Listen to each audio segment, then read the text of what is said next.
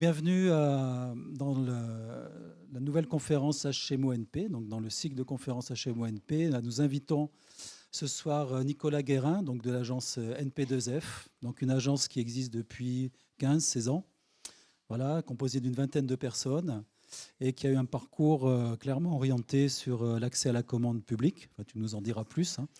Voilà, cette question d'architecture publique et qui est complémentaire donc d'autres intervenants que nous avons pu inviter. Donc, tu succèdes à MVRDV qui était intervenu il y a un mois.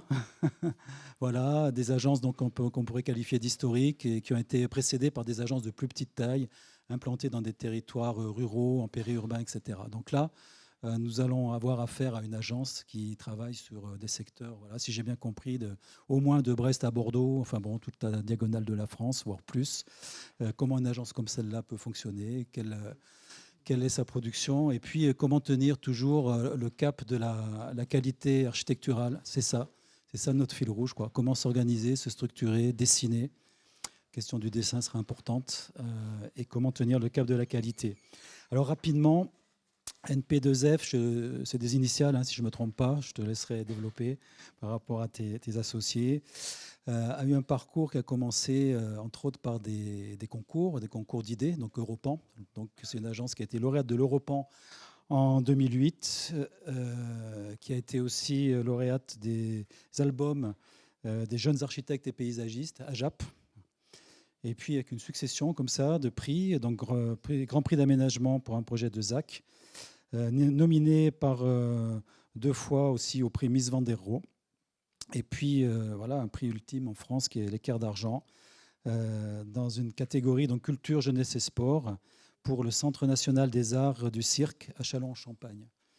Et puis, plus récemment, Lafarge aussi, c'est dans 2017, avec le Lafarge Holcim Awards pour un projet de cathédrale des sports. Donc, des programmes orientés sur le sport, vous le verrez, mais avec un parcours qui, pour vous, futurs architectes HMO-NP, voilà, peut questionner des process, des façons d'accéder à la commande, des façons de devenir aussi visible, lisible.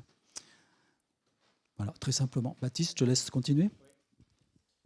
Je vais rajouter un peu quelques mots sur l'écriture architecturale que vous avez. On parle beaucoup, là on va parler du sport notamment. Il y a aussi un départ avec la commande, l'accès à la commande liée au sport. Tu nous en parleras un peu plus. Et aussi une écriture assez méditerranéenne, toujours une lecture à la fois structurelle très forte, c'est quelque chose qui est important. Le dessin du trait aussi, que vous avez appris notamment au passage chez Lacaton Vassal.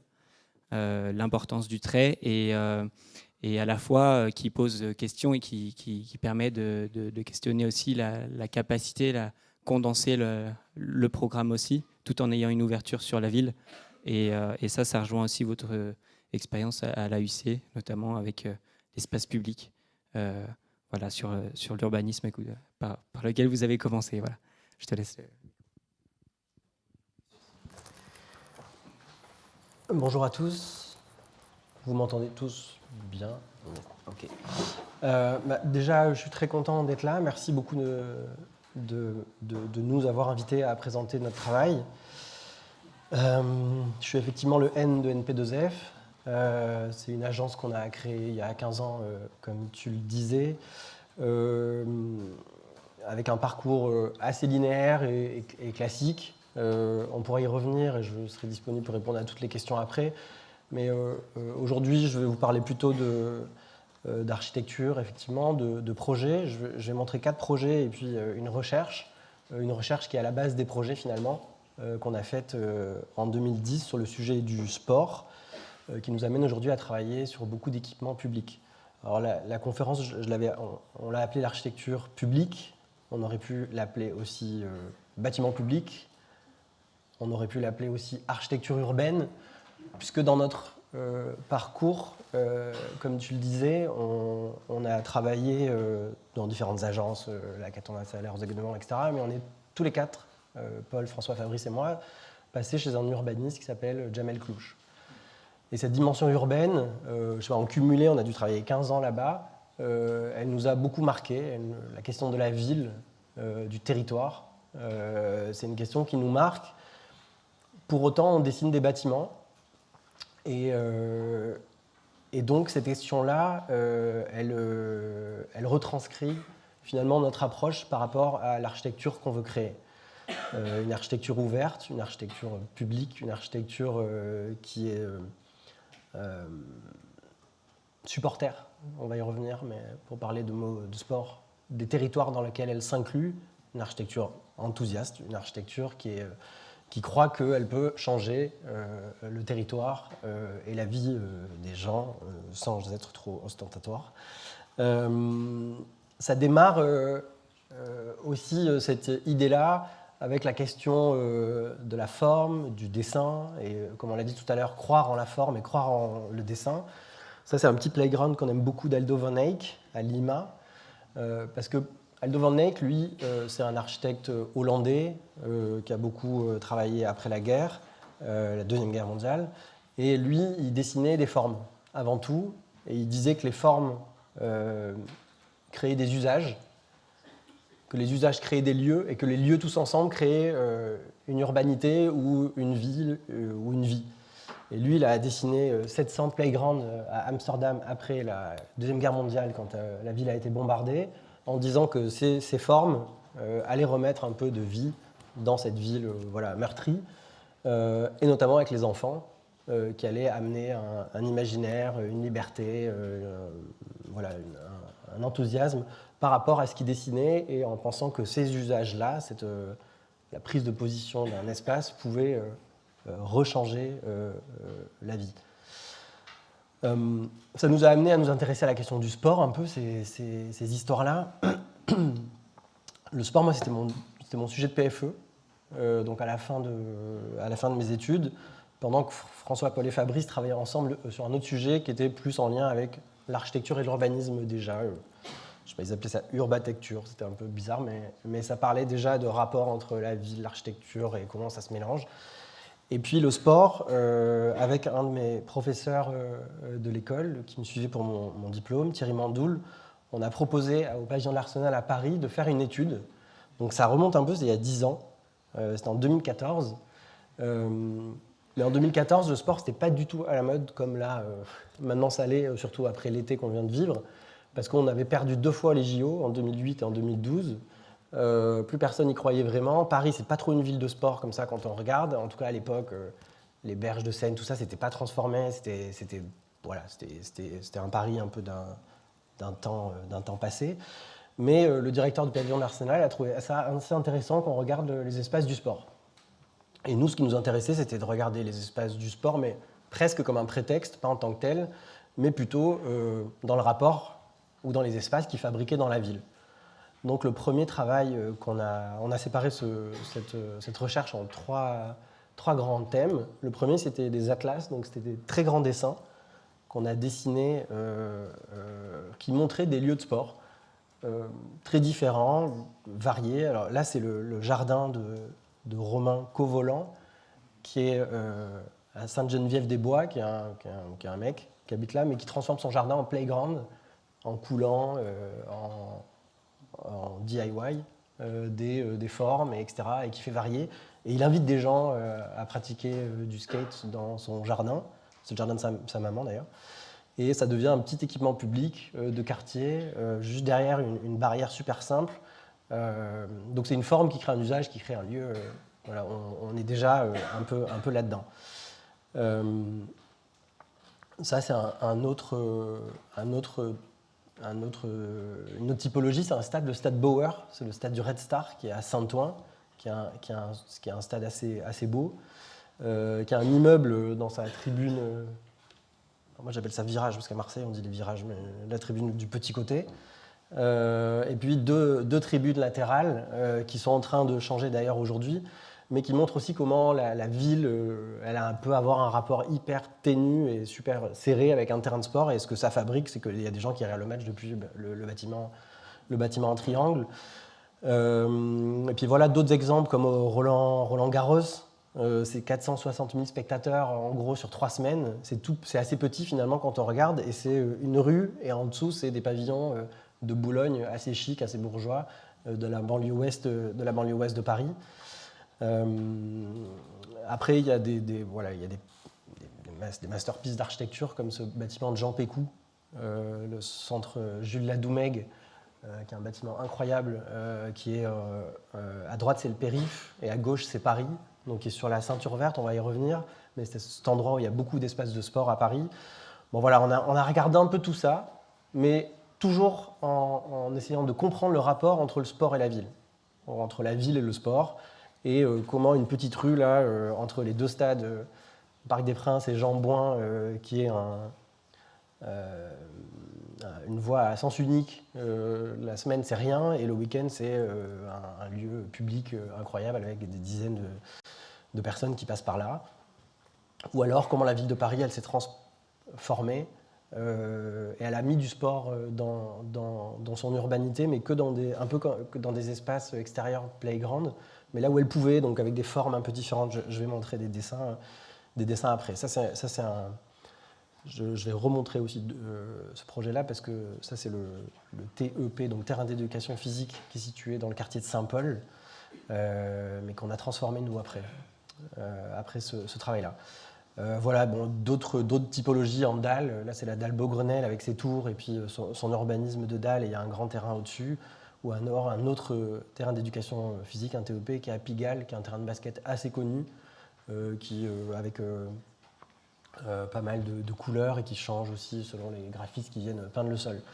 Donc, la deuxième question, après avoir tout dessiné, c'était aussi d'essayer de comprendre les phénomènes un peu urbains liés au développement, à l'installation de ces terrains. En fait, en regardant le sport, on pouvait un peu comprendre une partie de l'urbanité, du développement de la ville. C'était un prétexte, encore une fois, ce n'était pas le sujet du sport, d'être foot-sport, mais plutôt donc la ville. Donc là, on a regardé tous les terrains d'éducation physique, comment ils étaient installés dans Paris, et donc on voit que c'est vraiment très, très opportuniste. Parfois, ils sont en haut, le deuxième à gauche, au cœur d'un îlot, accessible juste par un petit passage. Parfois, ils sont en bord d'îlot, parfois, ils ont une forme de triangle, parfois, ils ont voilà. La ville de Paris n'avait pas programmé du sport, clairement, mais elle a un peu récupéré des terrains pour en mettre parce que ce qu'on avait trouvé à l'époque, c'était que dans les 10 plus grandes villes de France, la ville de Paris, elle a le plus d'équipements sportifs, mais quand on le ramène au nombre d'habitants, elle en a le moins. Donc il y a une très grosse densité de gens à Paris, clairement, et il y a beaucoup de sports, mais il n'y en a pas assez. Donc nous, on poussait aussi pour qu'il y en ait un peu plus. Les grands terrains à Paris, ils sont vraiment en périphérie. Ça, c'est les terrains de foot, rugby, terrains de grands jeux. Donc il y en a pas un, enfin il y en a un dans Paris qui résiste un peu au pied de la Tour Eiffel, mais là c'était pour montrer plutôt l'aménagement autour du périph' et de la ceinture verte et sportive. Donc voilà, où c'est assez marquant la présence du sport. Et puis d'autres recherches un peu sur le parcours du marathon. C'était un peu plus sociétal cette idée-là, c'était de voir que le marathon à l'époque, en haut à gauche, il partait de Conflans-Sainte-Honorine, il allait dans Paris, puis après il est venu que à l'intérieur de Paris, puis après il a été dans tous les arrondissements parce que c'est le marathon des 20 arrondissements, et puis finalement maintenant c'est un parcours de découverte, de tourisme presque, où on court, on regarde et on découvre des villes, et puis il y a un peu de concurrence entre Paris, New York, Venise, tout ça pour découvrir la ville avec le prétexte de faire du sport. Et pas mal de mixité. Avec du sport qui est très caché, beaucoup caché à Paris, dans des piscines en haute tour ou dans des assemblages un peu particuliers, métro sport, ou des piscines comme la piscine des Amiraux, voilà, qui est très très connue. Donc c'est pas une ville qui sent le sport, c'est pas Los Angeles, c'est pas des villes d'Australie, voilà. Mais on a quand même trouvé des trucs assez intéressants. Le dernier sujet, c'était de regarder et ça, finalement, on se mettait un peu dans le projet. En fait, ils nous avaient demandé de faire des projets, mais on ne voulait pas trop. Les outils pour faire du projet sportif.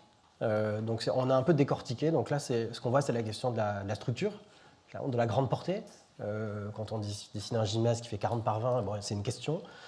Et en même temps, ce qui était chouette, c'est de voir qu'à l'INSEP, ce grand pôle de sport qui a été créé pour renforcer un peu l'idée que les Français devaient faire du sport à un moment donné où on perdait des guerres et tout ça. Ils avaient créé la plus grande portée en lamellé-collé à l'époque avec ce projet-là. Donc on a un peu dessiné toutes les structures des bâtiments qu'on aimait bien de sport, avec par exemple en haut ici Bercy, qui est quand même assez connu. Et on a découvert que le premier bâtiment en béton armé de Paris, c'était une piscine, que le Parc des Princes, c'était le premier bâtiment dessiné à l'ordinateur. Bon, voilà, une histoire quand même en lien avec aussi l'innovation du sport et des structures notamment. La question des lignes, hein, forcément, qu'on voit, qu'on connaît, mais qui peuvent être un bout de craie sur un mur, comme on voyait tout à l'heure, là, à Londres, ou alors la piste d'athlée, ou alors le terrain de foot, ou alors la question de la ligne, elle est hyper intéressante, parce que parfois, au rugby, il faut juste pas dépasser la ligne, alors qu'au foot, on a le droit de la dépasser, c'est le ballon qui ne doit pas la dépasser. Il y a des sujets comme ça qui sont assez drôles par rapport à cette idée que le sport, c'est avant tout aussi un espace. C'est ça qui nous intéresse aussi beaucoup, c'est on est des architectes, on dessine des lieux, on dessine des espaces, mais le sport, c'est que des espaces qui sont dessinés et normés. On n'a pas le droit de faire un peu ce qu'on veut, y compris dans les 3 dimensions. Donc après, la question de l'assemblage, elle est assez intéressante quand on doit avoir des hauteurs sous plafond de 8-9 mètres pour faire du padel tennis, ou comment on joue au foot, et comment on assemble tout ça. Donc c'est avant tout du volume de l'espace, et puis aussi quelques mobiliers, playground, qui étaient très beaux, notamment on a redessiné des trucs de Van Eyck, ou ça de Noguchi, Slide Mantra, qui est un toboggan assez magnifique en marbre. Donc voilà, il y a eu cette expo, c'était l'été 2014, c'était un été de Coupe du Monde, donc on avait diffusé des matchs de foot dans le pavillon de l'Arsenal, ce qui n'était pas un truc qu'ils faisaient d'habitude. Et puis on a aussi construit finalement le premier petit projet de sport de l'agence, c'est ce petit terrain qu'on a construit devant le pavillon de l'Arsenal, qui était une sorte de test, ou de projet à échelle 1, quoi, de un peu ce qu'on racontait, donc un sol, des lignes, des clôtures, et puis on voit à gauche sur l'image de la ligne d'en haut un banc qu'on voit aussi là dans le dessin en bas à droite, qui parle de façon primaire du rapport entre la ville et un équipement, un mobilier urbain, et puis du sport qui vient se mettre comme ça à l'intérieur du terrain. Voilà, donc ça a assez bien marché. L'été 2014, c'était un vrai lieu de sport, ce petit endroit, avec des tests là c'était pendant Roland-Garros, où après ça s'était transformé en terrain de foot. Le deuxième projet, c'est rigolo parce qu'on a gagné un petit appel à projet pour refaire le terrain d'éducation physique, le TEP de Saint-Paul, qui était un terrain que nous on aimait bien, parce que comme on le voit plutôt sur le dessin de gauche, c'est un grand stabilisé le long des enceintes de Philippe Auguste, c'est magnifique, mais il fallait quand même réorganiser un peu l'espace, réorganiser le sport et fabriquer un terrain de sport pour les tout petits. C'était une commande qui était issue aussi des budgets participatifs de la ville de Paris, donc des habitants du quartier. Donc on a gardé vraiment la même colorimétrie, mais on a refait un topping, là, un seul coulé de sport qui permet de pratiquer, quelques lignes, des agrès, des filets, et puis un octogone, alors pas un octogone pour tout petit, avec une butte d'escalade et un terrain de basket aussi. Voilà, là aussi c'est un projet qui, comme il y a besoin de faire plein de sports à Paris, ou qu'il y a vraiment besoin d'équipement, c'est un projet qui marche bien, qui souffre un peu de son utilisation. Là, on va changer d'échelle avec ce deuxième projet qu'on a gagné. Je ne sais même pas si on l'a gagné. On l'a récupéré en 2016 en discutant de notre travail sur le sport, donc de notre petit bouquin sur cette étude-là, qu'on présentait à des villes pour dire « Ah oui, regardez, nous, on a réfléchi un peu au sport et ça nous intéresse de faire des équipements. » Et donc, la ville de Bordeaux nous a dit « Ah oui, mais moi, j'ai un terrain et on voudrait faire un projet de sport un peu incroyable, une cathédrale des sports, dans une ZAC. » Donc, on voit à droite, là-bas, la ZAC Bordeaux-Brazza, donc sur la rive droite, qui était, quand on est arrivé, rien. Et ils voulaient que ce soit le premier bâtiment qui soit un peu l'attracteur du quartier, cet équipement sportif. Qu'on a commencé à dessiner sans programme parce qu'il n'y avait pas d'utilisateur au moment où la ville a dit « Allez, NP2F, allez-y, faites-nous une cathédrale des sports », sans programme, pratiquement sans budget, et c'est un projet aussi privé. Donc c'est un projet qui est construit par Vinci. Donc ça aussi c'est intéressant on en reparlera peut-être, mais dans les équipements publics que je présente, il y a un projet privé, il y a un projet porté par la ville de Paris, un projet porté par le ministère de la Culture, l'école d'architecture de Marseille, et un projet en conception-construction. Donc à l'agence, on a un peu tous les panels de possibilités pour accéder aux équipements et on dit non à rien à partir du moment où on peut dessiner de l'architecture. Donc ce projet-là, avec un privé Vinci, avec une ville qu'il porte, et puis finalement un utilisateur qui arrive, qui s'appelle l'UCPA, et qui veut faire une nouvelle typologie d'équipements, les UCPA Sport Station. UCPA, à la base, c'est une association qui fait, peut-être vous êtes parti en stage avec l'UCPA une semaine, faire du surf ou je ne sais pas quoi dans la montagne, qui était plein air, c'est Union, je ne sais plus quoi, plein air à la fin, mais qui veut ramener des gens dans les villes pour dire que le sport, finalement, maintenant, ça se pratique en ville et que c'est un peu pareil. Quand on part une semaine avec l'UCPA, on peut aller visiter Bordeaux, on peut aller voilà, faire un séjour un peu plus urbain, mais aussi avec du sport. Nous, les références qu'on avait en tête pour faire cette cathédrale des sports, elles étaient brésiliennes, exotiques un peu, mais bon, assez connues, notamment le CESC Pompéi, voilà, qui est aussi un bâtiment comme vous sûrement, que nous on adore, ou le Métropole Galerie de Salvador Candia, parce qu'on a tout de suite eu un pressentiment ou une envie d'essayer de travailler sur un bâtiment qui soit intérieur et extérieur. Un bâtiment, comme c'est du sport, et comme va être plutôt du sport qu'on fait en plein air, qu'on pourrait imaginer qui efface un peu plus les limites que des gymnases et des bâtiments de sport qu'on connaît habituellement. Et en même temps, c'est un bâtiment où il va se passer plein de choses, comme dans ce dessin des jeux d'enfants de Peter Bruegel, qui montre l'espace public, la place publique comme un terrain de jeu, comme un lieu de jeu. Nous, on s'est dit qu'on voulait faire que des places publiques comme ça, superposées. Donc, on a commencé à superposer justement les plateaux pour intégrer du sport avec une programmation qu'on ne connaissait pas. Donc, finalement, on a mis en place un système, quelque part, pour arriver à fabriquer ces 13 000 m² d'espace sportif superposés, comme des grandes places publiques. À la fin, on va retrouver trois grands pôles. Un pôle de raquettes avec du padel tennis et du squash, un pôle escalade assez important, et puis un pôle de golf.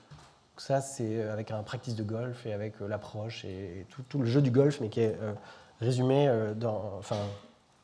contracté dans le bâtiment. Donc le bâtiment, il est super simple, c'est vraiment poteau, poutre, dalle béton, une façade, je vais y revenir, bleue, et un practice de golf qui est posé sur le toit. Donc là, on le voit en coupe. Il fait 20 mètres de haut, et après le practice de golf, il fait encore 20 mètres de haut au-dessus.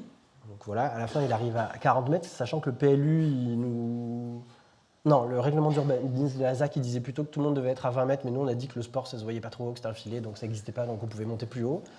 Donc on a monté 40 finalement. Et à l'intérieur, on voit cette superposition de plateaux, et ce que je disais un peu tout à l'heure, par rapport au volume nécessaire pour faire les 15 mètres du grand mur d'escalade, il y a un grand trou à rez-de-chaussée qui casse un peu la dalle. Et à droite dans le dessin par rapport au squash, ça prend 2 niveaux. Enfin voilà, il y a un système et en même temps les accidents qui permettent aussi d'intégrer à l'intérieur les volumes qui sont nécessaires pour le sport. Donc ça, c'est une vue c'est la façade du bâtiment quand elle est fermée.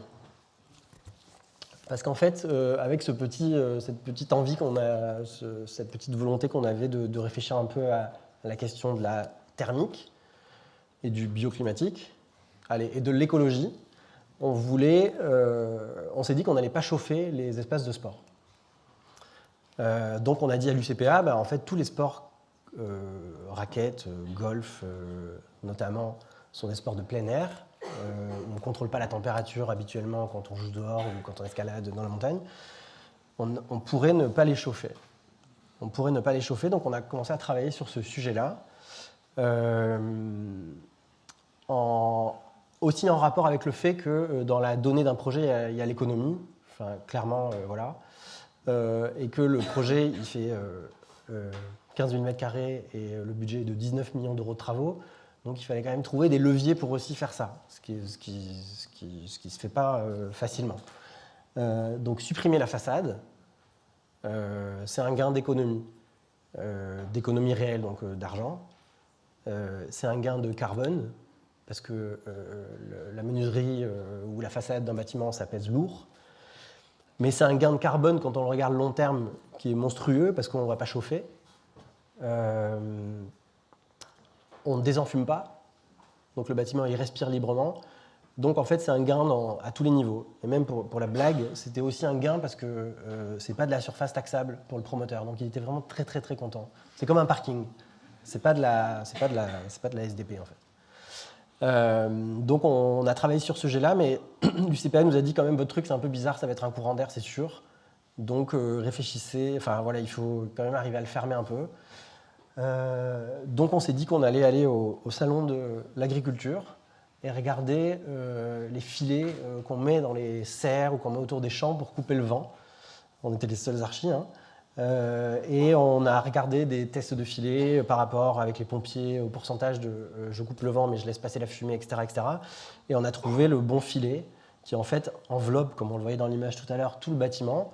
Donc l'idée, c'est en hiver on ferme tout, il n'y a pas de courant d'air. On commence à faire du sport, au bout de 5 minutes, on a chaud, ça marche. Et puis l'été, on ouvre tout. Et puis le bâtiment est ventilé et respire naturellement. Donc ça fait un bâtiment un peu particulier parce qu'il est vraiment comme une grande ossature. Et en même temps, il y a cette façade qui se baisse et qui ferme et qui amène un peu de mouvement selon les saisons. À l'intérieur, il y a cette grande structure, ossature capable d'évoluer avec le sport. Et puis il y a quand même des lieux, on a quand même dessiné un peu. Donc on a dessiné un grand parcours qui part du rez-de-chaussée, qui monte jusqu'en haut, comme un grand bâtiment très libre. En fait, c'est comme une ville, hein, quelque part, avec des escaliers qui sont à chaque fois des lieux. Donc là, c'est un gradin, là il y a un banc dessous et ça permet d'arriver jusqu'au toit terrasse. Qui font aussi cette diversité de lecture qu'on peut voir dans un système très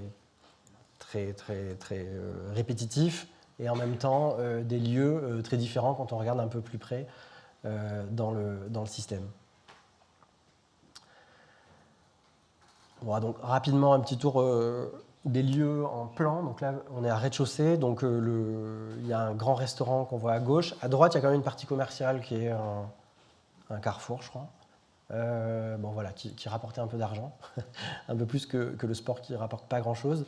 Mais donc là, ici, il y a le grand mur d'escalade avec le restaurant qui a des vues à l'intérieur et aussi ces grands balcons qui s'affichent dessus, donc on peut aussi corriger quelqu'un qui grimpe. Il y a beaucoup de rapports et de vues entre les sports, entre les gens, entre les lieux. En fait, l'UCPH, je ne sais pas s'ils se rendaient compte de ce qu'on faisait, mais ils nous ont vraiment laissé dessiner beaucoup d'espaces qui ne servaient à rien. C'est tout ce qui est quadrillé là, et nous on adore ça parce que comme je disais c'est comme une ville, donc on peut tourner autour des lieux, on peut reprendre un couloir, on peut revenir, on peut faire un échauffement, en fait on peut faire tout ce qu'on veut dans ce bâtiment au-delà des espaces de sport à proprement dit. Donc là ça c'est pas des acteurs, hein. Ils courent vraiment comme ça, ils font des trucs, ils montent les escaliers, ils s'échauffent autour du bâtiment dans ces fameux couloirs, donc c'est très chouette pour nous parce que c'est vraiment ces lieux qui sont pris en main par les gens et ils font un peu ce qu'ils veulent. Ça, c'est un niveau particulier, là, le troisième, parce qu'il y a les 8 terrains de padel plus le golf. Et là, c'est pas évident parce que le padel, on rentre dans le cours par le milieu. Donc, on a une question de structure importante parce qu'on voulait aussi que le béton qu'on utilise se réduise. Plus on monte dans les étages, moins on en a besoin en descente de charge. Mais le poteau là, ça ne marchait pas, donc on l'a dédoublé et donc on est arrivé à finalement laisser rentrer des petits poteaux et les gens dans les terrains de paddle en l'ouvrant un peu comme on voit sur l'image de droite pour faire la descente de charge. Et ce niveau, c'est vrai qu'il est assez cool parce qu'il y a des grandes vues vers la Garonne, il y a des grandes vues vers la Cité du Vin. Enfin, le rapport sport-ville, bâtiment ouvert vers l'extérieur, ou alors de l'extérieur, le sport devient aussi un spectacle quand on se balade dans la ville, il est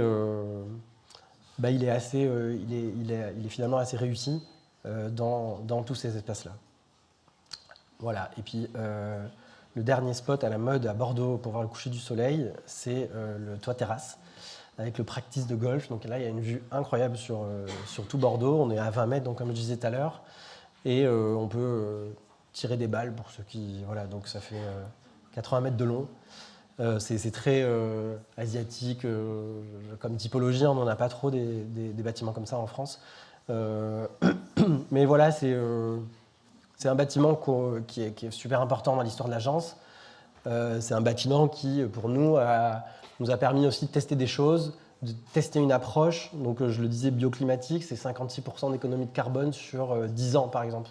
Et si je rajoute, c'est 70 avec la construction sans façade. Donc, c'est un bâtiment, on en parlera aussi, j'imagine qu'on en parlera, mais qui est 100% en béton et qui est un des gymnases les plus bioclimatiques et écologiques qui est construit depuis les dernières années. Donc, c'est possible de se poser des questions autrement, notamment avec la question de la thermique et de la chaleur. Le deuxième projet sportif est à Paris. Donc, c'est un projet vraiment encore plus gros. Donc, pour la petite histoire, je vous raconte des petites histoires comme ça. Après avoir fait ce projet de Bordeaux et puis d'autres, on se demandait un peu ce qu'on pouvait faire et on avait vu justement le pavillon de l'Arsenal qui nous avait dit vous n'avez qu'à faire l'Adidas Arena. On a dit ok, mais quand même, on n'a jamais fait de stade, on n'a jamais rien fait, c'est gros et tout. Et puis finalement, on a essayé un peu de rencontrer des gens, de voir comment ça allait se passer. Et puis Bouygues Construction Île-de-France, qui est le mandataire de notre groupement de conception-construction, a bien aimé notre approche sur le sport à Paris. Et donc nous a associés avec une agence un peu costaud qui s'appelle SCO, donc qui a fait pas mal de stades, etc. Et donc, nous plus eux, on a gagné ce concours juste en sortant du Covid pour construire l'Adidas Arena, qui est aussi un lieu qui a servi pour les Jeux Olympiques, notamment pour le badminton, la para-haltérophilie, le para-taekwondo, et voilà, des sports un peu comme ça, avec une jauge de 10 000 places. Une jauge de 10 000 places, pourquoi ? Parce qu'il n'y a pas de bâtiment, il n'y a pas de salle de spectacle de 10 000 places à Paris aujourd'hui. Il y a le Zénith qui est à côté qui est à la Villette, qui fait 6-7 000 places. Après, sinon, c'est des salles plus petites, l'Olympia ou ce genre de petites salles qui font jusqu'à 4 000. Et après, sinon, c'est Bercy qui fait 20 000.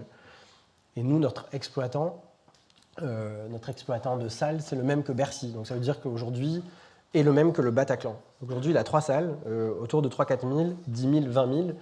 Et au niveau des places, etc., selon les concerts, il peut aussi changer de salle pour passer de l'Adidas Arena à Bercy. Pas à Bataclan, c'est autre chose, mais dans ces deux-là. Le besoin de cette salle, il était fort aussi parce qu'il y a le Paris Basket, qui est un club de basket qui marche bien depuis 3 ans, qui avait besoin d'une salle, il n'en avait pas. Et aujourd'hui, il est en Euroleague, et donc c'est une salle qui va servir pour un club résident. Il n'y a pas que cette dimension-là, mais c'est important de montrer aussi. Et c'est un bâtiment qui était olympique, donc un vrai besoin finalement quand même. Un vrai besoin et une ambition hyper forte de la maire de Paris, qui est de dire l'Arena, ils ont testé plein d'endroits pour la mettre, on va la mettre porte de la Chapelle, un des pires lieux de Paris.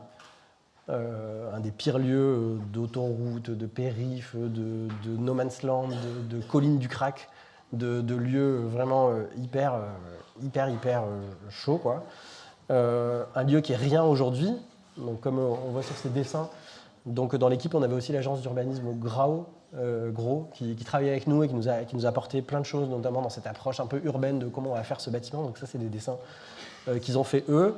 Donc on passe de rien à un lieu hyper transformé, donc avec l'Adidas Arena en rouge, mais aussi beaucoup de ZAC. Je peux appuyer quelque part. Bon, en bas, ici, il y a la ZAC Chapelle-Charbon. Non, Chapelle-Charbon, Gare des Mines-Fillettes, le campus Condorcet, la ZAC Chapelle Internationale. Donc un territoire en transformation incroyable, plus toute la rue, là, la rue de la Chapelle, qui a été aussi transformée pour les Jeux Olympiques. C'est dans le mandat actuel de la maire, le lieu où il y a le plus d'argent qui a été investi pour transformer la ville. Et bien sûr aussi avec l'Adidas Arena.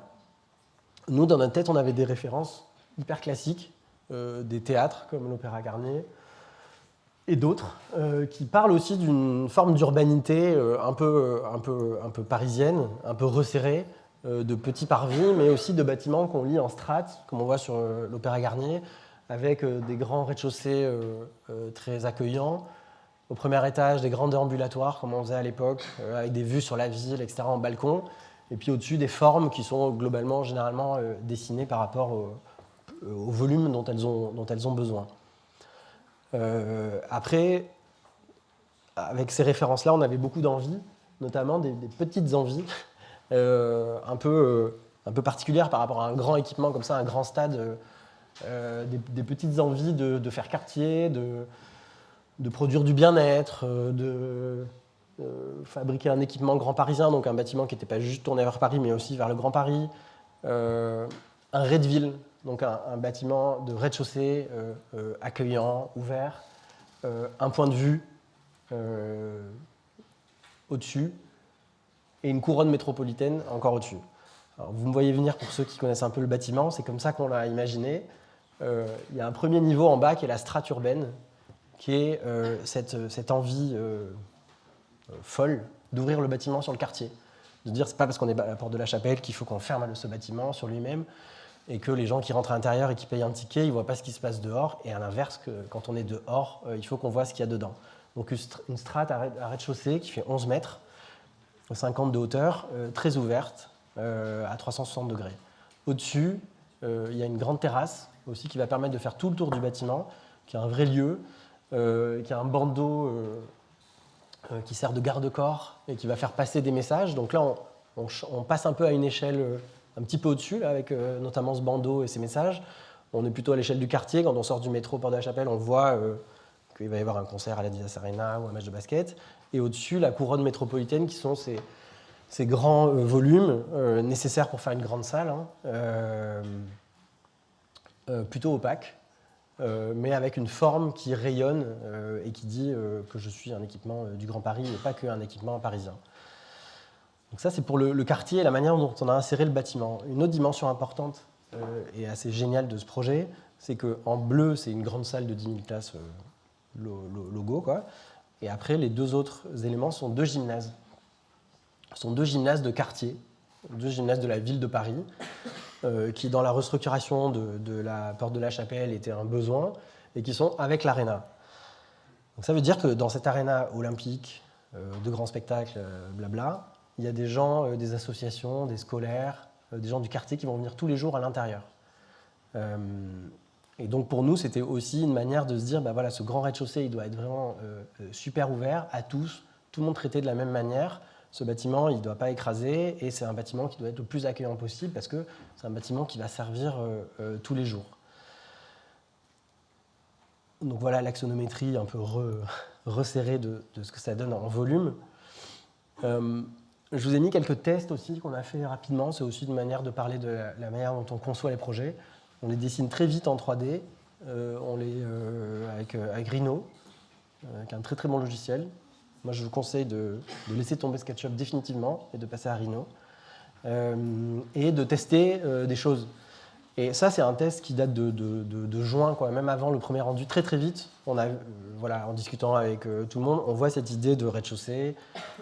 Et après, on a fait différents tests pour les formes, les volumes, les escaliers, comment ce bâtiment pouvait rayonner, s'éclairer. Bon, tout un tas de tests qui nous ont arrivé à ce collage final qui est un peu trop bas dans l'image. Et ça, c'est ce qu'on a construit. Donc on est assez proche finalement de ces tests-là qui nous permettent de nous mettre d'accord. Puisqu'on conçoit les projets tous les quatre ensemble, on discute, et tant qu'on n'est pas d'accord, tout le monde d'accord, on n'arrête pas. Donc c'est très long, et c'est généralement l'image qui nous met d'accord, plutôt que de discuter sur des avis. Donc là, voilà quelques vues du bâtiment dans le territoire, dans ce contexte resserré dont je parlais tout à l'heure. Donc là, c'est une bretelle du périph' qui est vraiment collée à l'entrée de la logistique. On voit donc assez bien les niveaux là, du rez-de-chaussée, de la terrasse et puis du volume au-dessus. Je n'ai pas dit dans la programmation parce qu'on ne verra pas d'image, mais en fait il y a un grand restaurant qui vient aussi s'ouvrir sur la terrasse de plus de 1000 mètres carrés. Donc c'est comme un ground control, un lieu resto, coworking, bar, où on peut aller boire des verres. Et en fait, ce grand triangle, là, c'est l'ombrière du resto qui est tourné au sud, qu'on a dessiné. Donc voilà, quelques images de l'extérieur. Donc la façade avec cette question de la matérialité, très vitrée, au maximum d'ouverture en bas, dans la première strate, avec du bois, en recouvrement d'isolant, protégé. Donc, nous, on met du bois, mais que quand il est protégé à l'extérieur, généralement. Le bandeau aluminium perforé au-dessus avec le message là, qui démarre à gauche, et puis de l'aluminium, de la Lucobond, donc, qui est un aluminium brossé, qui est un peu évanescent au-dessus, qui renvoie un peu, qui reflète, mais qui est plutôt une masse qui disparaît parfois selon le temps qu'il fait. Et après, c'est un assemblage assez simple de sous-ossature métallique, de capotage aluminium, de stores aussi pour protéger du soleil à l'extérieur, avec dans ce rez-de-chaussée donc, quelques lieux qui sont marqués, donc tous les halls d'entrée, et puis les lieux comme la billetterie, la consigne, qui sont dans le système un peu des endroits plus particulièrement dessinés pour orienter notamment les gens. Donc ça, c'est un plan de rez-de-chaussée. Donc si je décris rapidement le fonctionnement, donc en L, on a le grand hall sur la partie gauche. La salle principale, elle était aussi positionnée au plus près de la porte de la chapelle. Entre les deux, il y a 3 niveaux en fait, qui se superposent dans les 11 mètres de vestiaires, de techniques, de loges, etc. Et à droite, on voit le premier gymnase, donc il prend lui les 11 mètres de hauteur sous plafond. Et puis l'autre gymnase va venir se superposer au-dessus. Voilà, donc là, c'est un des premiers événements où elle a commencé à fonctionner l'Arena. Et on voit donc tout le rez-de-chaussée et cette idée d'avoir une échelle à 11 mètres qui est une échelle de bâtiment R+3, R+4, qui est une échelle finalement un peu classique. Quoi. Quand on arrive, on ne se sent pas écrasé par le gros équipement, par la monumentalité de l'architecture, par je sais pas quoi, un délire un peu autre, mais on est plutôt dans un endroit qui est tenu, qui est simple, dont on a choisi des colorimétries un peu pareilles, un peu brutes. Et puis après, il y a de la déco qui est venue se mettre aussi pour l'accueil, donc là c'est l'accueil VIP. Le travail qu'on a fait à l'intérieur, il est aussi total, hein. On a vraiment tout dessiné dans ce bâtiment. Là, c'est un endroit que j'aime, qui est assez chouette parce que c'est aussi une salle. C'est le propriétaire du Paris Basket, il dit que c'est la plus NBA des salles d'Europe. À droite, c'est un salon VIP où quand on arrive avant le match, on boit des verres et on a cette grande vitre vers le couloir des joueurs. Donc on voit passer les joueurs, on boit des verres, on consomme. C'est la NBA. Mais après, voilà, ça c'est des vestiaires élites qu'on a dessinés en bois très simple. Ça fait partie du jeu et du système aussi de devoir rentrer dans des questionnements qui nous dépassent un peu. Pour autant, nous, on voulait une architecture sobre qui utilisait le moins de matière possible. Donc il n'y a aucun faux plafond, comme vous pouvez le voir dans cette image, y compris dans les vestiaires élites. Donc on a un architecte, peut-être ça vous arrivera un jour, qui a dessiné des réseaux pendant presque 1 an pour qu'il soit tout bien rangé, un peu dessiné, qu'ils aient de la gueule et qu'ils ressemblent à quelque chose. Ça, c'était des trucs que la ville de Paris ne voulait pas. Elle voulait des faux plafonds en dalles 60-60. Nous, on s'est battu aussi pour qu'on arrive à tenir cette espèce d'esthétique du nécessaire, y compris au niveau réseau, mur, isolant acoustique. Voilà, donc ça, c'est le gymnase qui est à rez-de-chaussée aussi. Rapidement sur la grande salle, c'est une salle qui accepte plus de 80 configurations, donc c'est vraiment beaucoup. Concerts, sport, tous les sports possibles, holiday on ice, e-sport. Donc ça, c'est voilà, la configure, le dessin des configurations possibles. À l'intérieur, ça ressemble à ça. Pratiquement quand on l'a livré, et ça c'est une photo du match inaugural donc du Paris Basket. Donc dans cette configuration-là, on est plus autour de 8000 personnes. Et puis après, comme je disais, il y a des événements divers et variés. À peu près un événement tous les 3 jours. Donc c'est quand même une salle qui doit tourner beaucoup. Là, on est au premier étage. Donc c'est l'étage où on a le grand déambulatoire qu'on voyait tout à l'heure. Donc c'est vraiment ce lieu où on va tourner autour de la salle et on va voir la ville et un peu qui fait référence à l'Opéra Garnier. Pour arriver à faire ça, en fait, il y a une question importante qui est en lien avec un truc un peu technique qui est la sécurité incendie. On devait installer 33 escaliers, en gros, qui devaient faire 83 mètres de long en tout. Donc on s'est beaucoup posé de questions sur la manière de les positionner, ces escaliers, donc avec plein de tests plus ou moins réussis, pour finalement se dire qu'on voulait tous les contraindre le long autour de la grande salle pour justement arriver à libérer la façade et fabriquer ce rapport à la ville qu'on cherchait. Donc quand on se balade à l'intérieur du bâtiment, l'extérieur est dans mon dos, et on monte le long des escaliers, il y a un demi-niveau, et on ressort, et on a ces vues aussi où à un moment l'escalier vient forcément croiser la structure de la tribune, et fabriquer des lieux où on a tribune et superstructure de grandes salles qui vient se croiser avec des escaliers d'usage pour les spectateurs. Bon, bah, ça, c'est des vues à l'intérieur du premier étage, et donc ce rapport à la ville, et donc cette vue à l'extérieur, et donc ce bâtiment qui est supporter du territoire dans lequel il s'inscrit. Ce grand ambulatoire, il fait un U, et en même temps, il reboucle avec une rue intérieure qui est située sur le plan à droite de la grande salle, donc au niveau de la terrasse, qui permet donc de boucler dedans, et en plus de pouvoir boucler dehors avec la terrasse, et le fameux restaurant donc, qui va venir s'installer ici. Donc aujourd'hui, il n'y a rien. Mais à la terrasse, on change de vue aussi sur la ville, et de rapport à la ville, et on est plus en rapport avec les grandes infrastructures autour, ou alors le Grand Paris. Voilà, donc c'est un endroit, c'est un lieu qui doit être habité bientôt, mais qui va être assez chouette. Donc on voit ici en coupe, donc on voit bien là les 3 étages qui se superposent là dans le cœur du bâtiment. On a vraiment été très compact dans ce projet. Il y a très peu d'espace perdu. Pour un équipement de ce type, c'est plutôt rare. Ou le grand gymnase au milieu. Et puis ce qu'on n'a pas vu, c'est qu'on coupe les 2 déambulatoires, l'accueil et puis le premier étage, ils font 5,50 m de hauteur sous plafond, donc ils sont assez grands, mais ils viennent juste recouper les 11 mètres en 2. Donc dans ce 11 mètres, on a pu faire plein de choses en lien avec l'usage. Le dernier espace que je vais vous montrer, c'est le deuxième gymnase, donc qui est tout en haut. Là aussi, c'était un peu particulier, un peu un pari, parce qu'il y a une tribune de 750 places à l'intérieur. Mais on a décidé de les faire monter à plus de 18 mètres de haut. C'est 750 personnes, donc après il faut les évacuer, c'est les escaliers dont je parlais tout à l'heure.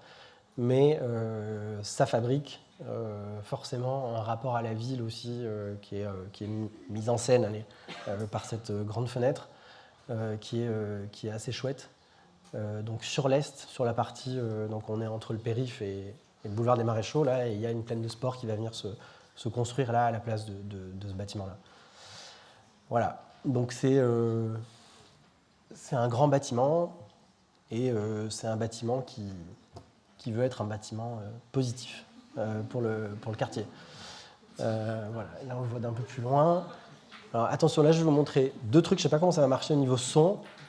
Je ne sais pas comment on est niveau délai, mais c'est pas grave. Donc en haut à gauche et en bas à droite. Donc un petite balade dedans, quoi.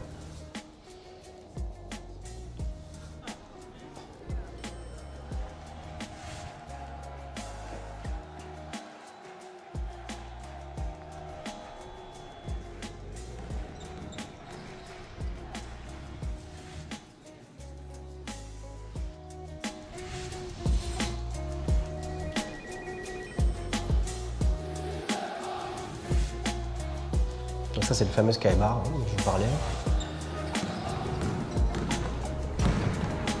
Et après, on va... Donc ça, non, pardon, c'était le salon courtside, et ça, c'est le Skybar. Donc c'est un bar qui est tout en haut. On est quasiment dans la charpente.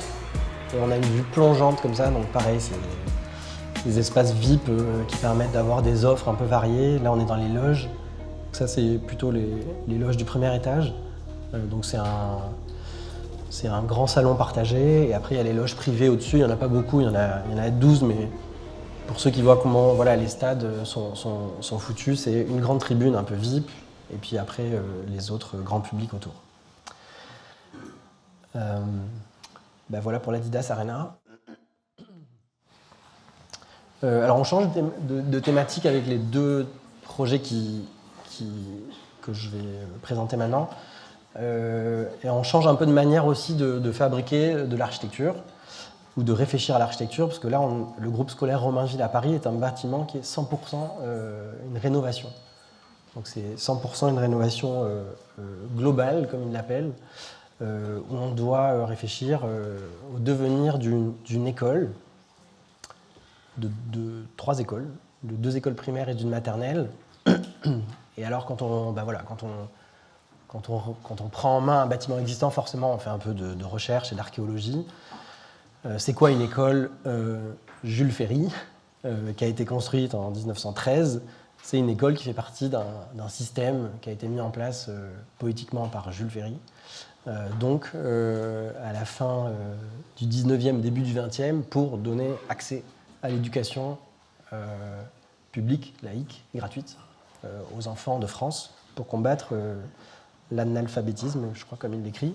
Donc c'est hyper ambitieux comme bâtiment public, hein. C'est l'équipement par excellence, quoi. C'est l'investissement public qui dit qu'il va améliorer la société, la vie des gens, et qui va nous former, nous, à devenir des gens éduqués. Donc il y a ce livre avec un texte de Jacques Chirac, je ne sais pas si vous le connaissez, de 85. Il est alors maire de Paris et il décrit ces centaines d'écoles dans tout Paris. J'aime bien le texte que chacun connaît, reconnaît, de briques, de pierres, avec une touche colorée, des huisseries, de terre cuite, beaucoup de détails, les armes de la ville de Paris. Donc en fait, ce qui se passe, c'est qu'en 1880, Jules Ferry fait un règlement, pardon pour la partie un peu historique, mais il fait un règlement où il dit qu'il faut construire des écoles, et donc il y en a, je ne sais pas, presque 1000 en France qui sont construites, je crois 300 à Paris, avec un cahier des charges à droite pour la construction de l'ameublement des maisons d'école, où tout est rédigé pour arriver à construire un bâtiment comme il faut. Les épaisseurs des murs, les tailles de classe, la ventilation naturelle, le chauffage avec le poêle, le mobilier, enfin tout y est. Ça vient de très haut, hein. Il est ministre de l'Éducation, Jules Ferry, en lien avec la partie gauche, donc c'est des lois et des politiques pour mettre en place ces écoles-là.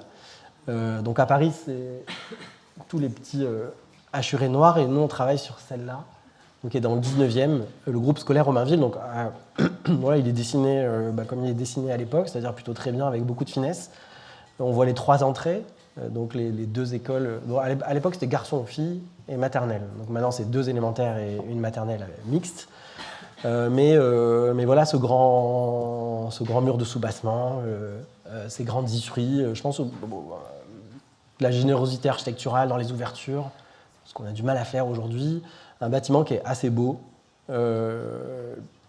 Comme je le disais, et quand on le prend en main, c'est vrai que ça interroge, hein, de voir autant de finesse, de mosaïque, de détails, de linteaux en métal porté par un petit sabot comme ça. Donc on a fait de la réhabilitation, mais pas sur des bâtiments comme ça. Alors ils ne sont pas classés, hein, ces bâtiments-là, mais ils ont vraiment beaucoup de qualité. Et c'est vrai que la question qu'on se pose numéro 1, c'est de se dire comment on va pas tout casser, quoi. Qu'est-ce qu'on va faire pour être le plus simple possible. Donc là, on est passé à l'intérieur, donc dans les cours. La particularité de celui-là, c'est qu'on est dans la cour haute, on va dire ici, et puis il y a la cour basse. La cour haute, elle est derrière le mur, là, derrière les cercles.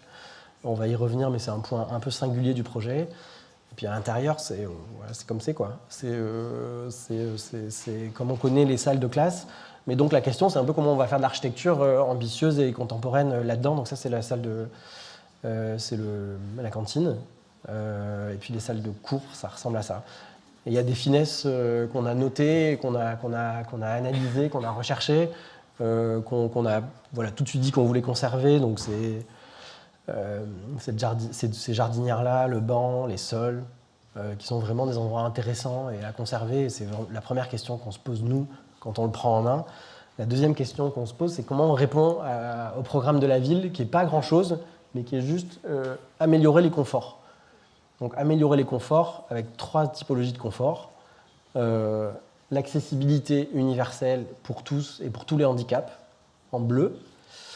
Le confort d'usage, aujourd'hui on n'est plus trop dans le fonctionnement d'une école comme elle doit marcher maintenant et comment on va pouvoir changer un peu les lieux. Et le confort thermique, notamment le confort d'été. Donc la première chose qu'on a faite, nous, c'est d'essayer de comprendre cette question-là en classant, en organisant un peu un tableau pour voir où est-ce qu'on allait devoir intervenir, un peu, beaucoup, moyen. Où est-ce qu'on allait avoir 3 niveaux d'intervention, c'est tous les conforts, ou alors juste 1, ou alors juste 2. Et en commençant à poser des petits schémas pour dire, voilà, une salle de classe, finalement, c'est qu'une question de... L'usage, il ne change pas. C'est qu'une question de thermique et de ventilation. Un hall d'entrée, il y a l'accessibilité clairement directe, plus l'usage, et puis les cours. Les cours, c'est tout, parce qu'aujourd'hui, les cours qu'on appelle cours Oasis sont des nouvelles cours et des nouvelles manières pour des élèves de vivre à l'extérieur et d'être moins dans le bitume là qu'on voyait, et plus dans la végétation, et plus moins îlot de chaleur, et plus îlot de fraîcheur, bon, toutes ces questions-là. Donc on a cartographié les lieux avec les différents degrés d'intervention. Donc plus on est foncé, plus on intervient. Donc là, les cours, c'est voilà, une vraie question. Et plus on est clair, moins on intervient.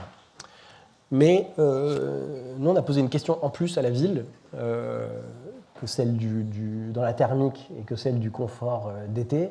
C'était la question du chauffage. Alors, on revient à nos idées, on ne les lâche pas, nos idées sur ces sujets-là. Parce qu'on se dit que dans un couloir ou dans un escalier, on bouge, et donc on n'a pas forcément froid. En plus, quand on arrive en classe, normalement, on a son blouson. Donc on peut se poser la question de la thermique et du carbone, etc., et des réseaux. Et en même temps, quand on se replongeait dans les histoires de Jules Ferry, on voyait qu'à l'époque, il demandait de chauffer, c'est à gauche là, la 3e ligne, de chauffer au-dessus de 14 degrés, mais de ne plus chauffer au-dessus de 16 degrés. Donc à l'époque, bon, ils avaient froid, mais ils étaient peut-être déjà dans la ville post-carbone, quoi. Ils chauffaient avec un poêle à bois, il y a le confort qui est arrivé pour tous, la technique, la VMC, des choses qui sont bien, mais quand même, on a dit à la ville, ah bah tiens, si on se posait la question, nous, pas dans les salles de classe, mais au moins dans les couloirs, de comment on chaufferait ce bâtiment, et est-ce que ça pourrait pas être le point de départ un peu de ce projet de l'architecture. Donc on a challengé tout le monde, y compris notre bureau d'études thermiques, avec des différents cas. Donc en jaune, c'est quand la pièce elle est chauffée. Donc dans 3 cas, on voit qu'on ne chauffe pas le couloir. En bas à droite, on chauffe le couloir, ça c'est un peu le cas d'aujourd'hui. On a demandé de calculer les consommations en carbone, enfin mégawatts équivalent carbone.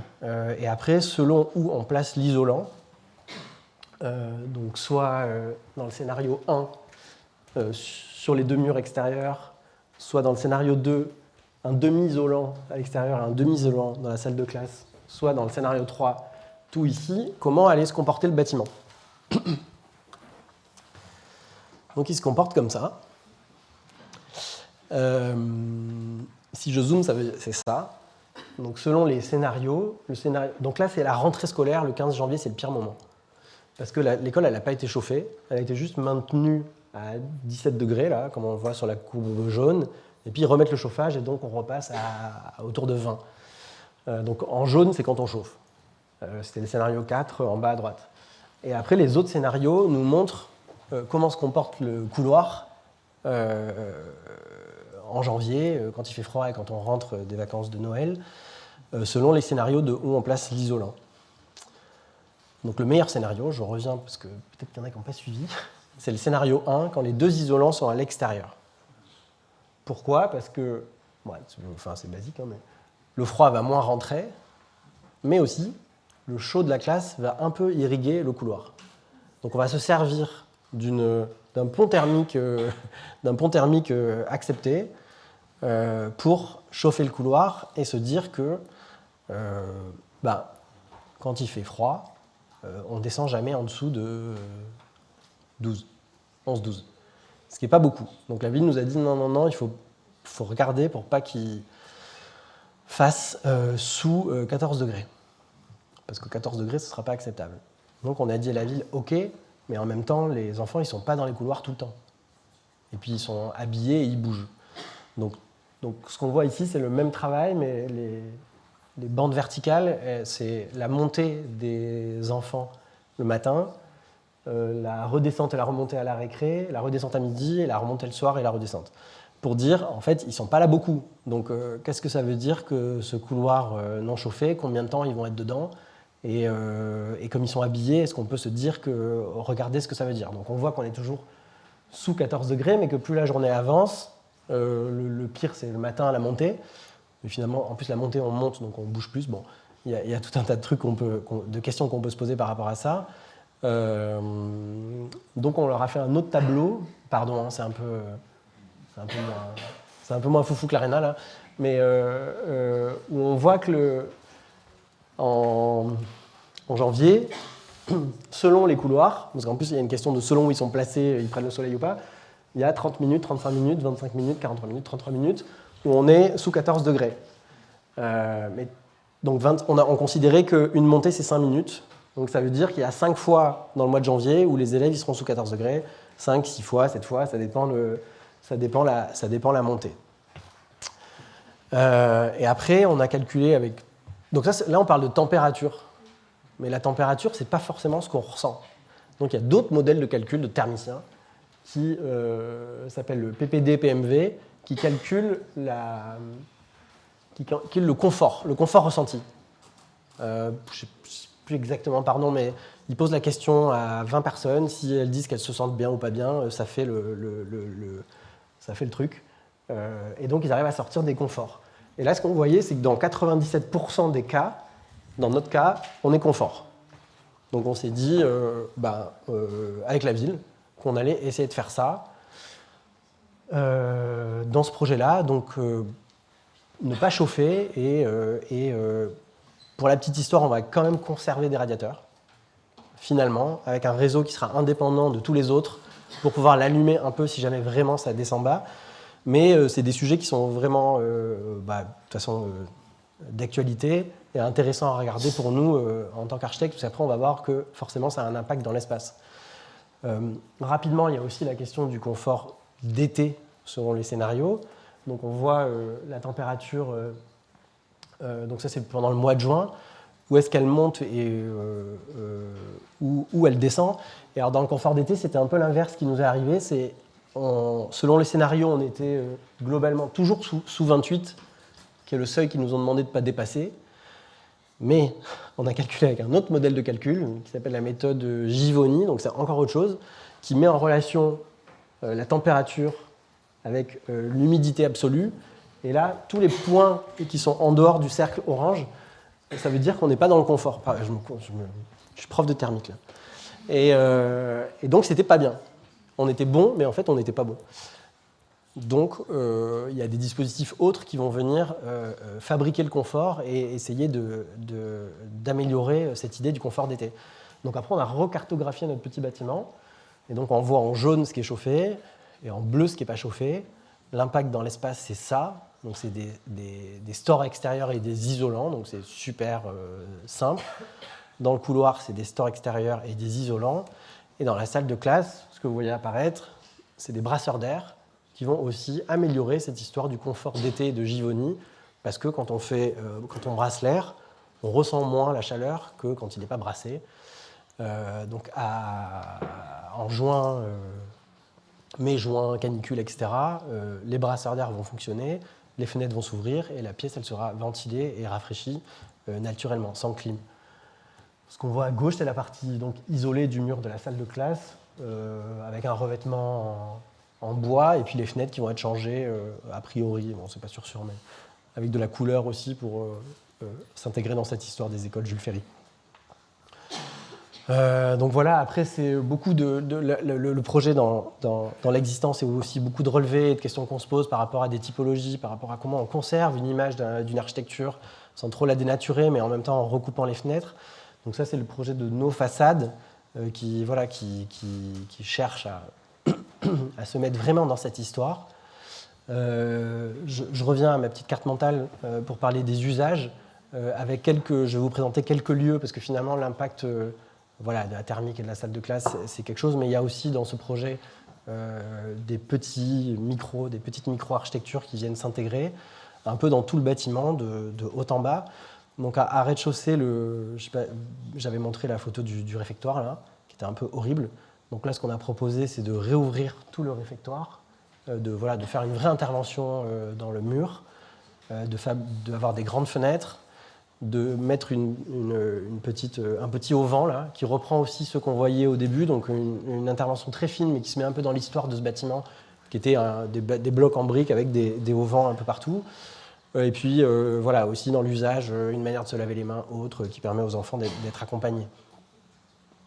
Dans la cour, ce qu'on voit à droite ici, c'est une question qui nous a été posée, qui était un peu double, c'était de détruire un petit bâtiment de toilettes qui ne marchait plus, parce que beaucoup d'urinoirs, etc. Et aujourd'hui, on n'en met plus dans les cours, on ne met que des toilettes.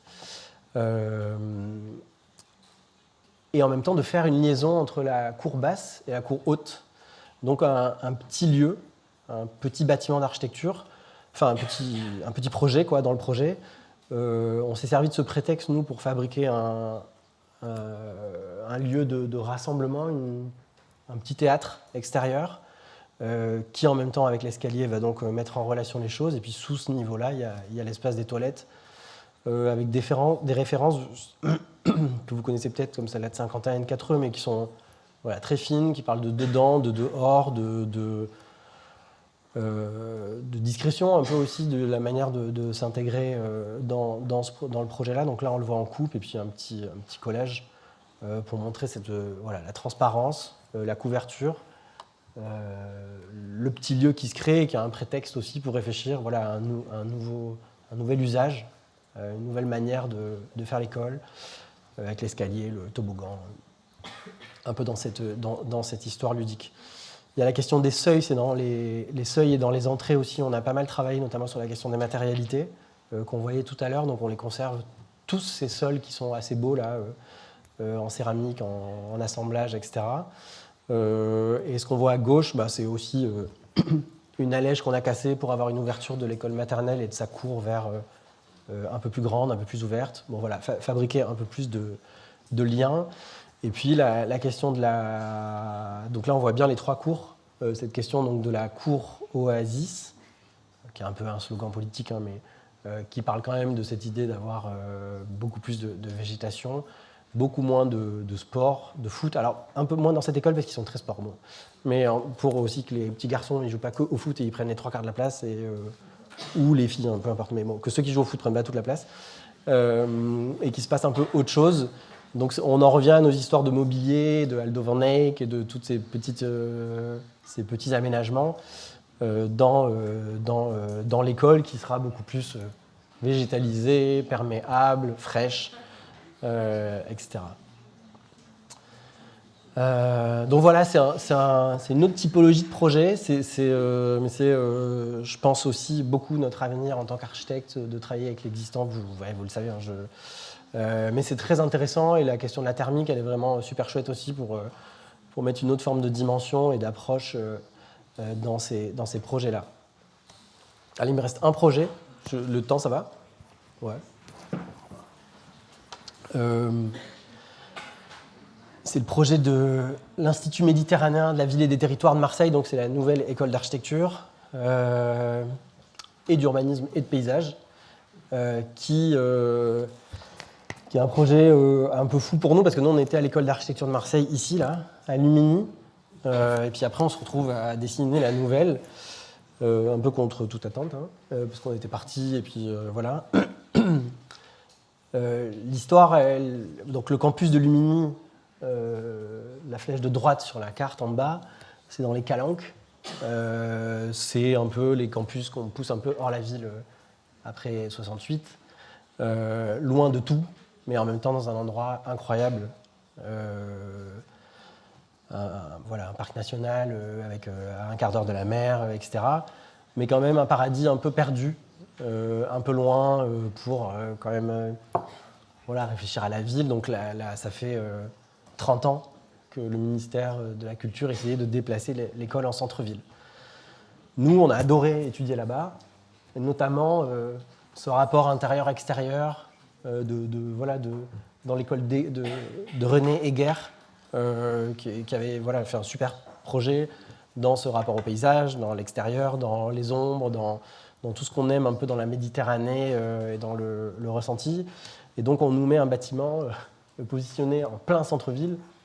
En haut à droite de la petite rue, c'est la gare Saint-Charles, près du Vieux-Port, sur la place de la Porte d'Aix, où un ancien autoroute arrivait.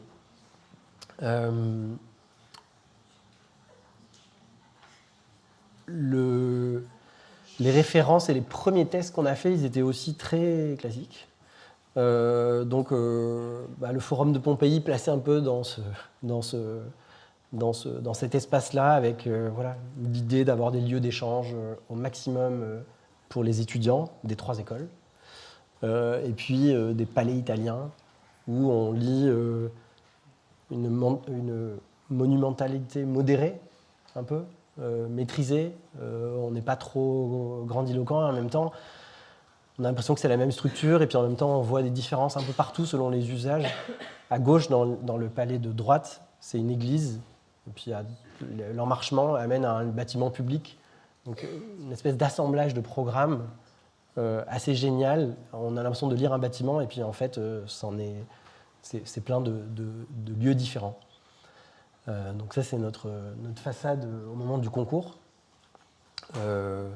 avec un peu cette idée de hiérarchie entre la structure, les dalles et les lieux, la hauteur du rez-de-chaussée, la hauteur du 3e étage, des vides, des creux, c'est une forme de simplicité et en même temps de diversité.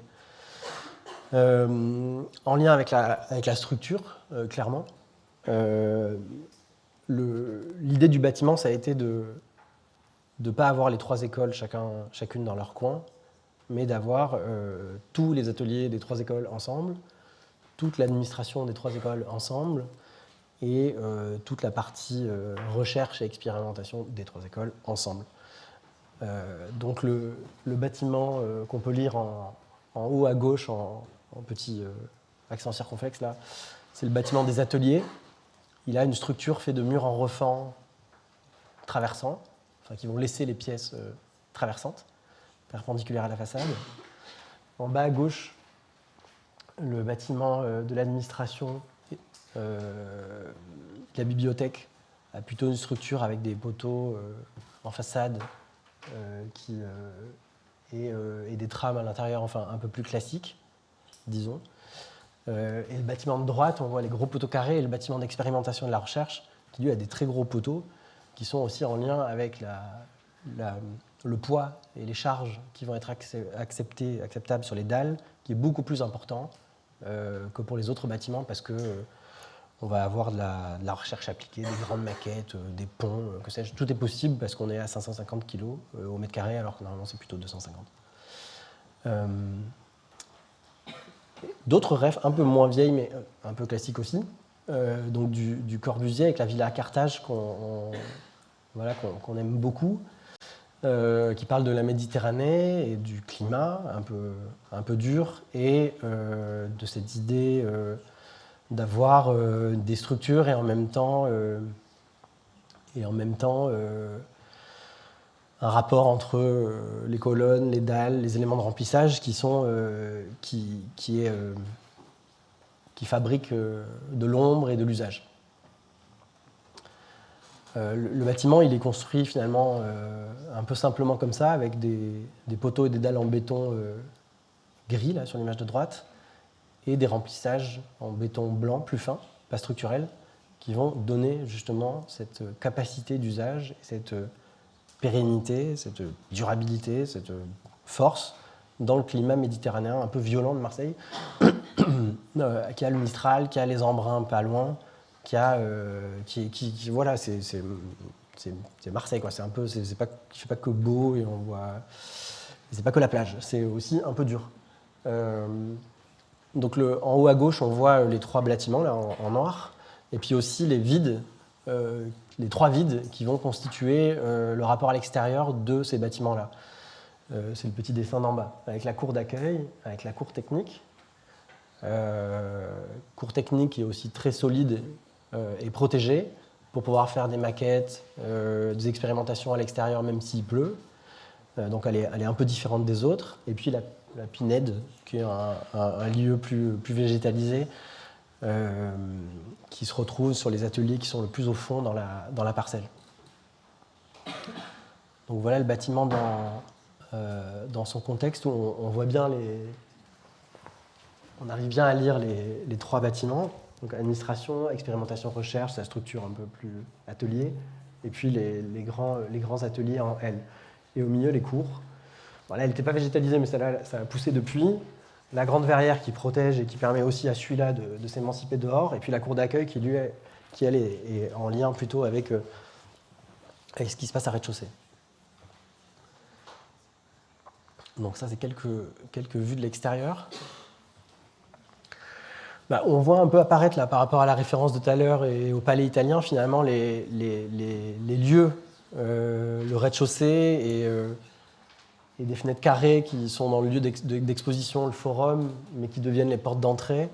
Si on regarde un peu et qu'on plisse les yeux au-dessus, on voit une couche de protection sur l'orientation ouest et une façade en retrait. Et encore au-dessus, c'est la bibliothèque qui prend sa place dans l'angle un peu le plus majestueux du bâtiment. C'était une vraie volonté. C'est un bâtiment qu'on a pensé à plein. On était associés avec des jeunes archis, un peu comme nous à Marseille, qui s'appellent Marion Bernard, et des Grecs qui s'appellent Point Suprême, qui sont super qui sont super de façon générale, mais aussi dans l'approche méditerranéenne, etc. Pour la petite histoire, c'est un peu le pari d'avoir une équipe jeune pour faire ce projet-là. C'était clairement pas l'idée, je pense, à la base, mais on nous avait fait comprendre qu'il y avait une place dans le concours qui serait donnée à une jeune agence parmi les 4 sélectionnés. Et notre chance, c'était qu'on avait déjà travaillé pour le ministère de la Culture dans le Centre national des arts du cirque, en tant que jeune agence associée à une autre plus grande qui s'appelait Mathieu Poitvin. Et ils nous aimaient bien, et on avait bien travaillé. Et donc, ils nous avaient dit, OK, il y aura peut-être une jeune agence, donc tentez le coup. Et donc, on a tenté le coup comme ça. C'est pour raconter un peu que tout est un fil qui se tire, et puis qui amène des choses, et puis des rencontres, et puis des gens, et puis un travail. Et donc, on a fait le concours contre Marc Barani, RS Mathéus et une agence de Toulouse. Et puis on a gagné. On a gagné parce qu'aussi dans l'équipe, il y avait Jacques Lucan. Jacques Lucan, qui était pas jeune, pas méditerranéen, mais qui était un architecte, historien, chercheur, qui avait participé à la construction de l'école de Marne. Et en fait, avec Jacques, on a énormément discuté de la place des choses, de c'est quoi une école d'architecture, c'est quoi un institut méditerranéen, parce que là, c'est pas une école d'architecture, c'est un truc qui mélange pour la première fois en France l'urbanisme, le paysage et l'architecture. Et notamment Jacques, sur la question du rez-de-chaussée, la question de la bibliothèque et de sa place symbolique, et de dire qu'on croit encore au livre aujourd'hui, et au travail en bibliothèque, et au travail de recherche, au travail universitaire, c'était beaucoup lui. Donc voilà. Donc d'autres vues depuis l'extérieur. Ce bâtiment, comme les autres, l'idée c'était de l'ouvrir à la ville au maximum. Ce quartier de la Porte d'Aix, c'est un quartier un peu dur aussi. On ne travaille pas que dans des quartiers durs, mais voilà. Et c'est un équipement public avec beaucoup d'étudiants qui arrivent. Donc l'idée c'était de dire que ce bâtiment devait être au maximum ouvert à son quartier, visible, etc., depuis l'extérieur. Et Jacques Lucan, il nous racontait que quand même la matière grise, notre matière première de réflexion, c'est la ville. On fait un bâtiment qui s'ouvre à la ville. Si on ne voit pas la ville, on ne peut pas réfléchir à la ville. Donc on a fait un bâtiment où on voit la ville de partout. À rez-de-chaussée, autour de la cour d'accueil, en bas à gauche, il y a le forum. Au fond, les 2 amphis, qui peuvent faire l'amphi qui peut faire 2, et puis la cafette. Voilà, avec le logo IMVT qui est intégré dans le béton. Voilà, c'était aussi, pour nous, c'était important de dire que ce n'était pas une école d'architecture, c'était l'IMVT. Si c'était une école d'architecture, on l'aurait sûrement pas dessiné comme ça. Donc on l'a marqué, on l'a ancré, aux grandes dames de l'ordre des architectes, de la région PACA, qui voulait qu'il y ait écrit école d'architecture et pas IMVT. Puis on passe à l'intérieur dans la cour d'accueil, qui est ce lieu où après on part vers des escaliers, on monte dans ces ateliers ou ailleurs. Ça, c'est des images du forum. Je commence un peu à parler de matérialité, mais on a utilisé dans cette grande ossature, poteau-poutre, béton, solide, du bois au maximum, donc à l'intérieur, en doublage de tous les murs. Il nous sert d'absorbant acoustique dans la partie haute des murs, où on voit un peu un différencement un peu plus important entre les lattes, sur les châssis, sur les mobiliers, mais ça je vais y revenir. Donc toujours dans le forum, vous voyez commencer à arriver les brasseurs d'air. Je vais en parler aussi. À l'intérieur, l'amphi est aussi ouvert vers l'extérieur. Voilà, un peu plus aéré, éclairé naturellement qu'ici. Aussi avec un travail sur le mobilier en bois. On monte d'un cran, donc là on se retrouve à la cour et en lien avec le bâtiment des expérimentations et de la recherche, donc de la Grande Serre qui protège les choses, les matériaux qui prennent pas la pluie, qui prennent pas le vent, et qui fabrique ce dedans-dehors dans les tests. Et puis vous commencez à voir apparaître ce réseau de terrasses, de corridors, de places, d'escaliers, tout à l'extérieur.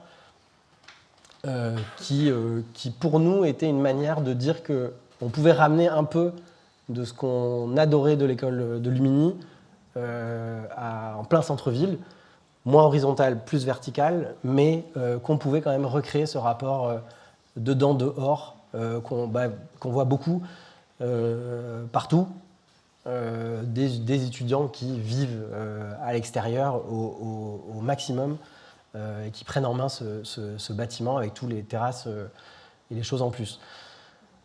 La surface utile, je crois que c'est 13 000 m², donc normalement on construit peut-être 20% en plus pour avoir les couloirs, et après, je sais pas, l'objectif c'était 15 avec les terrasses, etc. Nous on a fait 20, donc on a fait beaucoup plus que ce qui nous était demandé. Pour le payer, on n'a pas fait de couloir intérieur. C'est-à-dire que ce que vous voyez là dans cette image sont les ateliers. On rentre direct par les coursives. Il n'y a pas un peu comme dans l'école ici, il n'y a pas de couloir intérieur qui permet d'accéder dehors. Alors bien sûr, c'est le climat méditerranéen qui permet aussi de faire ça, clairement. Même si là aussi, on a les blousons et tout, donc on peut se dire que ça pourrait peut-être marcher tout le temps. Mais c'est aussi un gain carbone parce qu'on ne paye pas de façade, et c'est aussi un gain de chauffage, et c'est aussi toutes ces histoires dont j'ai un peu parlé. Qui sont associés dans l'approche bioclimatique à l'idée d'avoir un bâtiment qui est rafraîchi naturellement en été avec du free cooling, donc il va vraiment tout s'ouvrir la nuit et se rafraîchir et se décharger. Et puis on avait challengé là encore beaucoup le bureau d'études pour ne pas avoir de clim, donc il n'y a pas de clim dans le bâtiment, dans les ateliers, pas dans la partie à droite du dessin où on voit rafraîchissement actif, parce que c'est les bureaux, les administrations, c'est toujours un peu plus difficile à convaincre, mais aussi parce que leurs fenêtres ne pouvaient pas s'ouvrir sur le grand boulevard, donc il n'y avait pas que une idée de mauvaise foi. Mais donc voilà, il n'y a pas de clim dans les ateliers, etc. Et vous savez comment c'est un atelier avec les ordi qui chauffent, dans les canicules les plus fortes qui ont été calculées, à Marseille.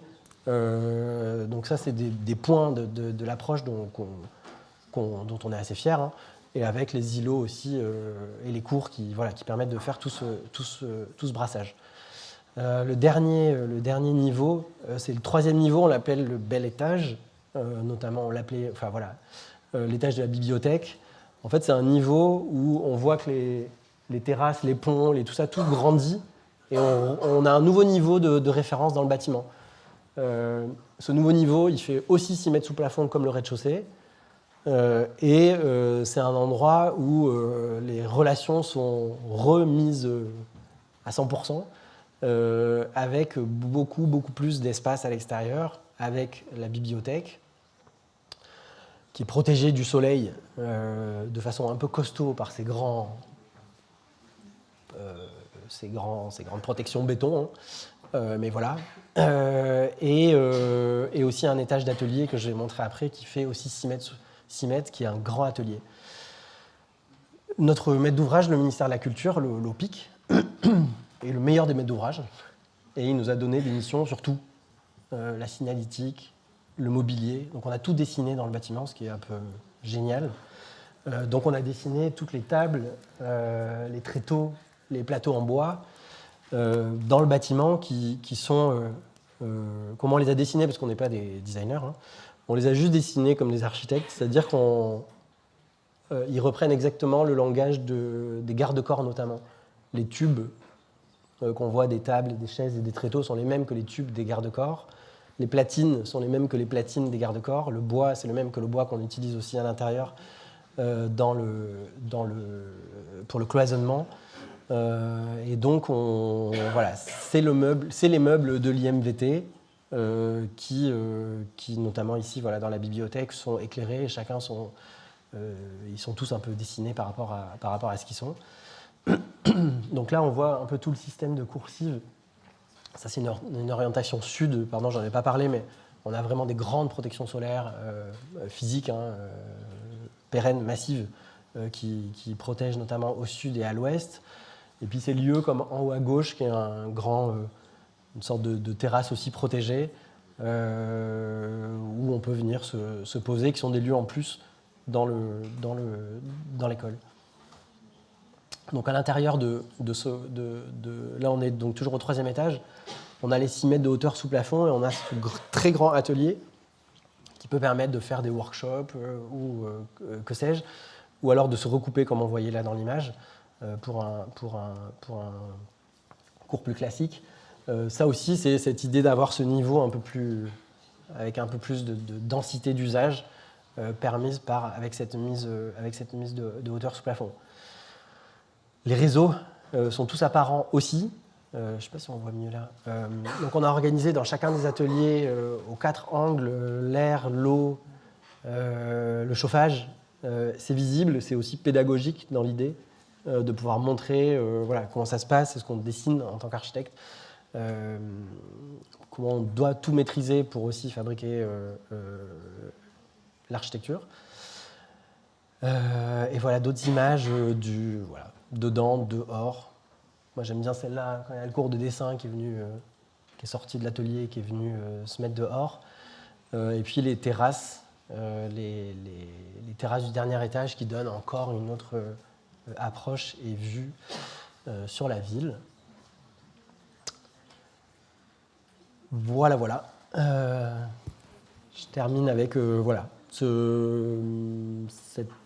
cette histoire de l'architecture publique qui nous anime et qui s'intègre dans des programmes différents, dans des lieux différents, dans des contextes différents, un peu avec toujours cette ambition de créer du lien, notamment avec le contexte et pour les gens qui pratiquent et qui sont autour des bâtiments. Voilà.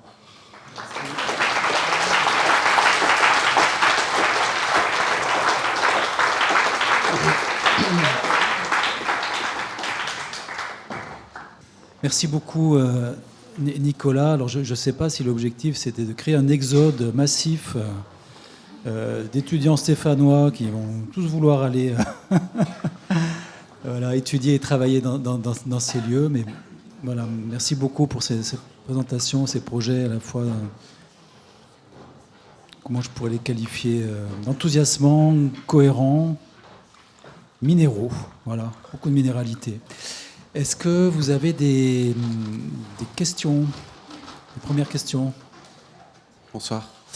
J'ouvre le bal, du coup, question un peu légère. Je suis assez fan de la manière dont vous présentez le bioclimatisme par des procédés assez simples, finalement. Et l'histoire du climat méditerranéen, où là, je me focalise sur les ventilateurs de plafond.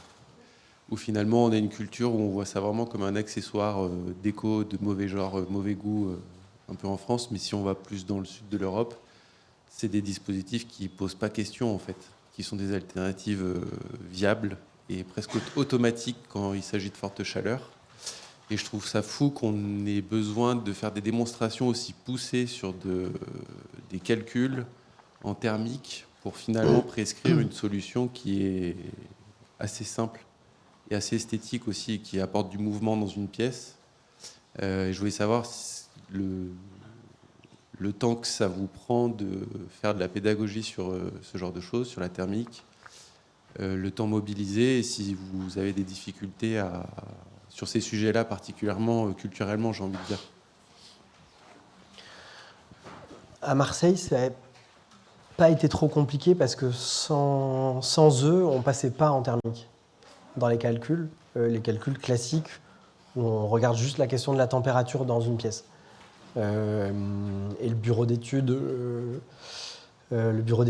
Alto, là, il a dit mais on peut calculer autrement, on peut regarder plutôt la température ressentie. Et si on met les brasseurs d'air, on passera. Et notre maître d'ouvrage qui était, chaque fois je le dis, ils me disent d'arrêter de le dire, mais qui était plutôt parfait, il a été vraiment très à l'écoute pour arriver à regarder les choses un peu autrement. Donc moi j'en vois de plus en plus dans les projets, donc je me dis que c'est en train de se... Voilà, même dans les bureaux privés, etc. Alors leur dire qu'il faut se passer de clim pour les bureaux privés, après quand ils revendent et qu'ils louent et tout, c'est pas trop possible. Mais je pense que c'est vrai tout le monde a des ventilateurs chez soi pour dormir la nuit, a priori quand on n'a pas la clim, et c'est basique. Et c'est vrai que là, ça change la donne totalement. Là, ça fait 3 ans que le bâtiment est livré. Il nous est remonté plein de choses, forcément, mais pas d'inconfort en été. En bas à droite, dans la petite école, ils sont assez contents aussi qu'on ait regardé un peu les choses autrement et de leur dire que même si on était dans le calcul, on pensait que c'était quand même bien d'améliorer un peu les conforts, y compris pour les enfants, et de les rajouter. Notre difficulté, elle est plus dans la pédagogie par rapport à la question la grande question du bioclimatique, et il ne suffit pas qu'un bâtiment soit en bois pour qu'il soit bien et écolo, et qu'un bâtiment, comme on les a un peu sous les yeux, très minéraux, comme tu disais, il est écolo et bioclimatique, y compris Bordeaux, où on nous dit toute la journée que c'est juste un parking en béton, blabla. Voilà. Donc ça, c'est plus problématique. Cette pédagogie-là par rapport à l'idée de regarder un peu les choses, mais encore une fois, la ventilation naturelle, enfin, on n'a rien inventé, quoi. C'est juste du bon sens. Mais c'est vrai que nous, par rapport à la question du bois et des matériaux, si on en parle très directement, quand on peut en mettre en structure et dans l'arénage, j'en ai même pas parlé, mais il y a les charpentes, des gymnases qui sont en bois, il y a plein de choses qui sont en bois. On atteint tous les objectifs, mais c'est vrai que c'est pas le point d'entrée. C'est pas le point d'entrée de nos projets.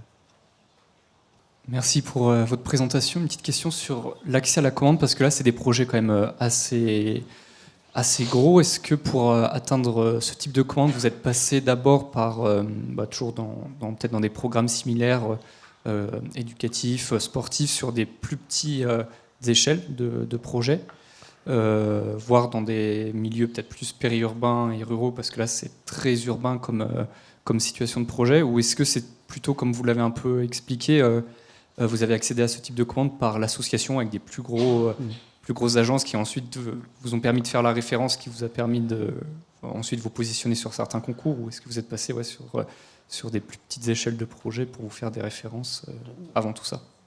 Pour le sport, c'est une histoire vraiment un peu longue qui démarre avec le PFE. On nous dit qu'il faut faire quelque chose avec ce PFE sur le sport, que c'est chouette et tout.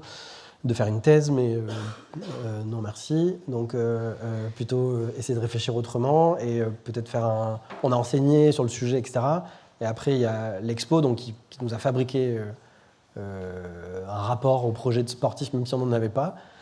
Après, quand même, il y a les 2 petits terrains de sport qui sont tout petits. Bon, le saut d'échelle avec Bordeaux, qui est un peu direct, il est un peu grand, mais quand même, il en fait partie. Ça fait partie de cette histoire-là. Et depuis, c'est une histoire en plus. Bon, et voilà, il y a les Jeux Olympiques, donc c'était une grande chance, avec des gros projets comme celui de l'Arena et d'autres projets qu'on a fait. Mais c'est une thématique dans laquelle on devient un peu expert et qui peut permettre d'avoir des projets comme d'autres sont experts. En fait, on aime bien les experts et les projets et les gens qui ont des références. Donc, il faut des références pour pouvoir accéder à la commande. C'est malheureux, mais bon, c'est un peu comme ça. Et donc, pour l'Arena, quand même, on est associé avec des gens qui font des stades. On n'est pas tout seul, on ne pouvait pas être tout seul. Enfin, on aurait pu, mais les gens ne voulaient pas qu'on soit seul. Et pour la partie plus équipement scolaire, d'enseignement, effectivement, ça a démarré avec une association. avec l'école du cirque et avec Mathieu Poitvin, qui est un archi qui bosse sur les friches et tout ça. Et c'était dans une friche, et donc il nous a embarqués avec lui. Et on a accédé à la REF, il était mandataire, enfin tu vois, voilà. Mais clairement, cette REF, elle nous a permis aussi de petit à petit nous faire connaître et avoir voilà, un book un peu plus rempli. Et donc c'est vraiment petit à petit que les choses se mettent en place, mais elles ont tout un rapport, je pense, les unes avec les autres quand même dans l'histoire des projets. Et je me demandais, est-ce que vous êtes amené à travailler sur des plus petits projets, dans des milieux ruraux par exemple, ou des petites échelles, ou vous préférez un type de programme où vous êtes vraiment ouvert? Tout à l'heure, vous disiez n'importe quel projet de sport, quelle que soit la maîtrise d'ouvrage, on y va. Ouais. Est-ce que ça peut être aussi le cas sur... Non, disons qu'à Paris, il y a beaucoup de projets, beaucoup de concours, donc quand même, c'est vrai qu'on travaille pas mal là-bas. Mais après, en banlieue aussi, c'est pas rural, mais c'est pas Paris non plus. À Bordeaux, on y est arrivé un peu aussi par hasard. On travaille on travaille de partout. Mais après, il y a la question de la sélection et c'est pas si facile de travailler dans les milieux ruraux en venant de Paris, parce qu'on a un peu l'étiquette des Parisiens. Et donc, il n'y a pas de sélection particulière. Il y a plutôt le projet, le concours, je sais pas, le montant des travaux. On regarde un peu ça, mais on répond partout. Mais on n'est pas sélectionné partout. Ça, c'est sûr. Je sais pas, j'ai peut-être pas entendu. Vous êtes combien actuellement à travailler dans l'agence? On est une quinzaine en tout. Ok. Et ouais, vous avez en tout cas une finesse et dans la compréhension en fait de la thermique. Vous êtes formé à côté. Vous faites vous-même des calculs ou vous travaillez avec des bureaux d'études Non, on travaille avec des bureaux d'études. Après, moi, j'ai travaillé avec la Caton et Vassal pendant 2 ans. Ouais. Donc, bon, voilà, c'est un peu leur idée depuis longtemps hein, de travailler comme ça. On a eu pour Bordeaux, c'est vrai que c'est un truc un peu particulier quand même, pour le coup, à une échelle. Ne chauffer que 30% du bâtiment. Je ne sais pas si je l'ai bien dit d'ailleurs, mais voilà. Il y a des choses qui sont chauffées hein, dans ce projet. Il y a le resto, les vestiaires, le fitness, quelques salles de sport où il faut maîtriser la température, et 70% n'est pas chauffé. Ça, c'est vrai que c'était un peu radical, et il n'y a même pas trop de bureaux d'études qui ont calculé ça, parce que de toute façon, à partir du moment où on disait que le sport, c'était dehors, ça passait, quoi. Après, pour le reste, oui, c'est plutôt le travail de Anne Jean-Philippe, de Bruter, de Miotto, tous ces gens qui, je pense, qui réfléchissent un peu, voilà, pour voir comment on peut faire sans forcément faire des réfrigérateurs avec des toutes petites fenêtres partout dans les bâtiments, quoi. Et dernière question. Du coup, vous avez fait de la recherche en début de carrière. Vous avez eu des financements. Vous avez eu... Non, on était payé par le pavillon de l'Arsenal pour faire l'expo, en tant que commissaire scientifique de l'expo. Ok. Mais c'est pas vraiment de la recherche. Hein. On a dessiné surtout des trucs de sport.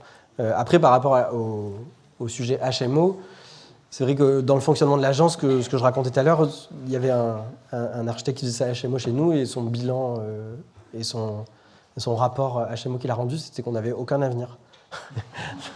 Parce qu'on fonctionnait tellement dans la discussion et dans le fait qu'on partage tous les cas depuis toujours, et si on n'est pas d'accord à 4, un peu antidémocratiquement, ça passe pas.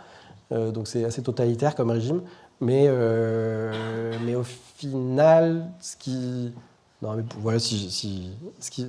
ça veut dire, c'est qu'à la fin, c'est toujours l'idée la plus simple ou la plus évidente qui reste. On peut pas, il y en a toujours un qui n'est pas d'accord avec l'idée pas bien. Donc les bâtiments, ils se ressemblent un peu tous aussi, je pense, pour ça, parce qu'on sait ce qui nous met d'accord et comment on arrive à apprendre les choses. Et en même temps, nous, on dessine nos projets aussi, tous les 4, encore, aujourd'hui, de façon normale. Et les collages, c'est mes 2 associés artistes très forts qui font ça. Et tout passe dans nos mains, et ça sort vraiment plutôt de nous, les projets, même si on travaille en équipe avec des gens qui dessinent, qui prennent en main les programmes et tout. À la fin, quand même, ça passe par nous. Voilà, c'était pour la... Une semaine type, comment ça s'organise avec vos salariés? Comment on délègue? Non, mais le lundi matin, on fait une réunion de projet tous ensemble pour voir un peu ce qui se passe, que tout le monde soit au courant. Et après, on fait le lundi toute la journée des réunions, on balaye les projets, on les regarde tous les 4. Et puis après, le reste, c'est plutôt par projet, où on s'est réparti quand même la responsabilité du rapport au maître d'ouvrage ou au client par associé. Moi, par exemple, je m'occupais de l'Arena. François, il faisait plutôt Bordeaux. Et Paul, il faisait plutôt Marseille. Mais on est tous les 4 au courant. Il n'y a pas de projet de l'un, de l'autre. Enfin, moi, j'existe pas. Je suis une marque. je suis personne. J'ai une autre question sur. Vous avez cité le stade Bauer au début de la présentation. On voit qu'il est en train de muter parce qu'il y a un projet de tribune, galerie commerciale. Voilà, ça devient un ouvrage en tant que tel. Ouais. Vous avez fait vos preuves, du coup, vous êtes parti de la petite échelle sur le sport, la délimitation d'espace par les lignes. Après, vous avez fait les gros programmes de sport en neuf. Est-ce qu'on vous sollicite pour transformer de l'existant sur des tribunes ou sur des stades? Je vous cite un exemple, à la ville du Mans. Pendant une période, ça c'était notre sujet de PFE par exemple, on était 2 à travailler sur 2 stades différents. Une tribune qui était obsolète, qui était en train de tomber en ruine, sur un stade municipal, mais qui accueillait quand même de la compétition nationale. Ouais. Et un stade du Mans qui était flambant neuf, mais qui était un club en liquidation judiciaire et qui devait penser à transformer son stade, alors qu'il était à peine livré, quoi. Donc est-ce qu'on vous sollicite, grâce à votre travail, sur des sujets un peu atypiques comme ça, de faire muter ou transformer des équipements sportifs qui sont existants et qu'on ne va pas démolir? Ouais, ça nous arrive. Ça nous est arrivé sur des grands stades. Ça nous est arrivé 2 fois, je pense, sur des projets vraiment très très différents. Un, c'était à Casablanca, sur un stade qui s'appelle le stade Philippe, qui est un magnifique stade, mais complètement incroyable, art déco, un peu brutaliste, enfin plutôt brutaliste, pas art déco, mais et il fallait à l'intérieur faire autre chose, plus un stade mais sans le démolir, donc plutôt un équipement type UCPA. Donc là, la question c'était comment on se place là-dedans, qu'est-ce qu'on fait des tribunes, est-ce qu'on garde quand même un demi-stade en mode stade, et après on met des petites sous-structures à l'intérieur. Bon, c'est pas aller plus loin que juste une petite faisabilité. Et en revanche, on a aussi beaucoup travaillé sur la transformation du stade d'Aguilera de Biarritz. Donc là, c'est plutôt rugby, qui a 2 tribunes et puis pas de tribunes sur les 2 côtés virages là. Et donc, comment on garde des tribunes et comment on rajoute autre chose pour faire un stade. Ce qui est super intéressant dans la question des stades, c'est que forcément, nous, je pense que notre génération, avec des concours un peu différents, où il y a beaucoup de promoteurs, de modèles économiques et tout, c'est vrai qu'on on se pose d'autres typologies de questions, mais quand on regarde le stade d'Aguilera pour le club de rugby, la question c'est aussi comment un club ne va pas être dépendant que de ses revenus en lien avec le sportif, et comment il va pouvoir descendre, être relégué, remonter, comme ça, mais que son stade, lui, c'est ce qui lui rapporte le plus, donc comment il est un peu autre chose, comment il est événementiel avec une grande halle derrière qui peut lui permettre d'utiliser le salon pour aussi faire des foires ou je sais pas quoi, des concerts, un grand restaurant, on en a parlé, c'est des choses classiques, mais c'est vrai qu'on nous interroge beaucoup pas mal sur ces modèles-là. Et on a fait un concours aussi à Bruxelles pour un club de foot là, assez cool, pour transformer un projet de stade qui n'était pas construit pour en faire un stade intéressant. C'était assez bizarre aussi, mais donc de plus en plus, ouais. Pour faire suite à la question de Pauline, je me posais la question de comment, au sein de votre agence, vous disiez que vous étiez les 4 associés toujours un peu au courant de tous les projets, que vous dessinez ensemble, la conception ensemble, mais je me posais la question de l'organisation par rapport aussi avec les salariés. Il y en a un, par exemple, qui a travaillé sur dessiner les réseaux pendant 1 an. Je me demandais combien de collaborateurs travaillent sur ce type de projet. Est-ce qu'ils sont aussi là au moment de la conception? Est-ce que c'est plutôt des assistants, des dessinateurs? Et vous êtes vraiment les 4 directeurs de projet où vous répartissez un peu la gestion de le suivi de chaque projet. Enfin, voilà un peu cette écologie au sein de l'agence. Non, il y a vraiment des gens qui sont responsables des projets En fait, je pense qu'on n'a pas de poste de genre directeur de projet. Effectivement, si on se compare aux très grandes agences, c'est peut-être plutôt nous, parce qu'on gère 3 à 4 projets en même temps, mais il y a quand même des chefs de projet qui gèrent aussi 2-3 projets en même temps, et qui en sont responsables, et qui dessinent, et qui suivent, et qui nous tiennent au courant des sujets, parce qu'à un moment, voilà, il faut quand même qu'on soit... Comme on veut tout maîtriser, être au courant d'à peu près tout, on se tient au courant, mais... Et après, dessous, plutôt des dessinateurs, mais c'est assez... voilà, c'est des petits pôles de 3-4 personnes, avec peut-être une un peu au-dessus et 2-3 autres qui y travaillent, et qui suivent le projet du début à la fin. Donc ils dessinent, qui peuvent gagner le concours. Pour l'école d'archi de Marseille, notre chef de projet et l'autre qui travaille avec lui, ils ont gagné le concours, ils l'ont dessiné entièrement dans les études et ils l'ont aussi construit jusqu'à la fin. Et puis après, ils sont partis de l'agence faire autre chose parce qu'ils ils en avaient marre de l'archi.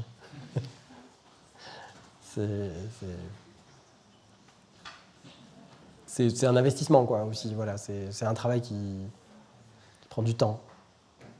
Et vous avez combien de projets en cours en même temps? En général, en moyenne, quoi.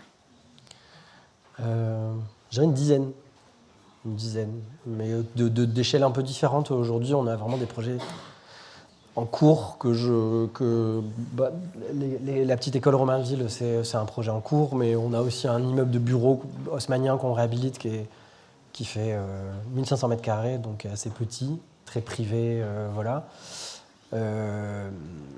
Et on travaille sur un gros bâtiment de recherche contre le cancer à Paris, pour l'hôpital Gustave Roussy, qui lui fait plus de 35 000 mètres carrés, où on est associé avec l'AUC, là, justement. Et après, on a un chantier en cours pour un projet de sport à Paris, des études à Bruxelles pour un projet de sport. On en a une dizaine, je pense. Mais de tailles très différentes. Et notre particularité, je pense, c'est qu'on ne fait pas trop de logement. On en fait un peu, mais pas trop. Plutôt de l'équipement. C'est drôle parce que pourtant vous apportez une vraie qualité au niveau thermique, spatial pour du logement, ça pourrait être hyper intéressant aussi. Ouais, mais je sais pas si ça se vendrait bien. Non, pour l'instant ça passe pas. Ouais. on perd plutôt nos projets de logement. On a fait un projet de logement il y a quelques années là, dans le 12e à Paris, qui était pour Paris Habitat, un bailleur social qui était assez cool, associé avec Office les Belges. Et depuis, pas trop. Enfin, non, en fait, c'est pas vrai. On a construit des bâtiments du village olympique qui sont des logements, mais dans un grand système privé un peu qui nous a débordé, donc qui a bien marché pour faire ce pourquoi c'était, mais qu'on n'a pas trop maîtrisé pour le coup. La promotion privée et le logement, c'est quand même compliqué, quoi. Peut-être une toute dernière question. J'en ai une. Pour la relation au travail, au chantier, en fait. Parce que 15 personnes pour travailler sur des projets aussi conséquents, aussi importants, aussi éloignés les uns des autres, j'imagine que le suivi des chantiers doit être une aventure bien particulière. Et avec quel type d'entreprise vous travaillez? Tu as parlé tout à l'heure de travail en conception-réalisation. Ouais.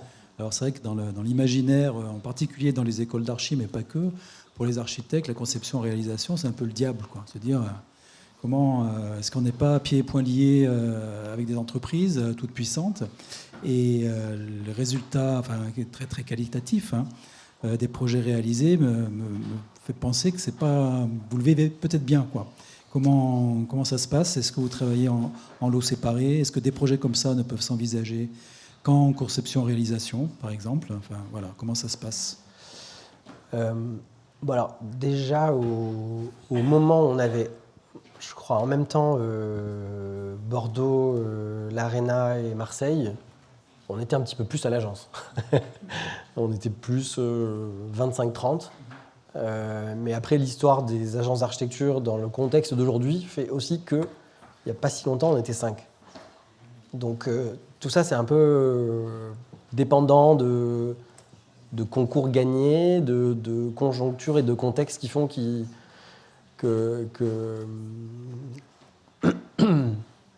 comment je vais dire ça, que notre métier il est formidable, mais que c'est vrai que c'est pas, ça fait un peu comme ça, quoi. Moi, j'ai travaillé chez Lacaton Vassal, le moment où il y a 15 ans, là, où ils se sont retrouvés quasiment à 2. Donc c'est quand même des gens, voilà, mais c'est dur, c'est quand même un peu dur. Mais après, ça vaut le coup. Pour le reste, alors, nous, la conception-construction, on nous avait dit, effectivement, c'est l'enfer. Et puis, alors, la conception-construction avec Bouygues pour faire l'aréna des Jeux Olympiques, vous allez mourir. Et en fait, on a adoré. Et en fait, on a adoré le côté entreprise, le côté efficacité et le respect, parce que ça s'est très très bien passé avec Bouygues, de l'architecture à un moment donné quand elle a du sens et quand elle n'est pas un peu superficielle ou voilà, je pense que notre architecture et comment on voyait un peu ce projet-là, qui était un enjeu économique aussi super fort. Marseille et Bordeaux, on a traversé la guerre en Ukraine, la crise des matériaux, l'augmentation des prix et tout. Il a fallu vraiment être très, très pragmatique. Et le bâtiment, nous, on voulait qu'il le soit, ça nous allait bien. Donc avec Bouygues, on s'est vraiment très très bien entendu. Et à Bordeaux, c'est Vinci qui est le promoteur et c'est Adim, le constructeur de Vinci, qui est le constructeur. Donc en plus, ils sont vraiment juges et partis du système et ça a aussi bien marché. Peut-être parce que c'est notre architecture, voilà, ça leur va bien, que ça coûte pas cher, donc ils sont contents. Mais en même temps, personne ne nous a déshabillé le projet. On a réussi quand même à se comprendre à un moment, à faire passer les choses. Et puis pour finir, École d'Archi de Marseille, lot immeuble, lot séparé, donc 15 lots. Voilà, c'est autre chose. La conception-construction et la non-gestion de certains points du chantier, quand ça se passe bien, c'est pas si mal. Ça évite quand même des sujets, quoi. Et en bas à droite, l'école, elle va être lancée en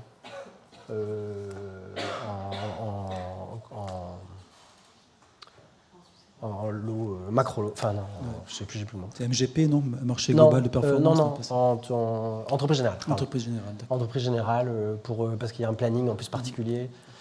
Dans cette histoire, il faut libérer une école et faire le chantier de une, et après ça tourne comme ça pendant 3 ans. Donc je pense que ça a du sens qu'il y ait une entreprise qui s'engage pour le faire comme ça, quoi. C'est une dérogation, c'est ça, au marché public. De quoi? L'école, c'est un marché public. C'est un marché public lancé en entreprise générale, non? C'est basique, non? Je crois que c'est l'allotissement, c'est la règle, non? Je pense qu'on choisit au pro comment on veut partir. Ouais. Je crois qu'il faut que ça soit motivé, bien motivé, mais il y a des raisons. La conception-construction, je crois que ça n'existe plus trop, parce que maintenant c'est marché global de performance. Ce qui nous arrange, parce que l'école, ils auraient voulu la faire partir comme ça. Mais, parce que c'est un peu moins bien quand même de ne pas être mandataire et maîtriser la chose, ça c'est clair. Mais comme l'exploitation d'une école à Paris, elle est en régie, ils ne peuvent pas faire MGP. Donc, et comme ils ne peuvent plus faire conception-construction, donc ils ont fait l'OAMOP. Et après, choix entreprise générale.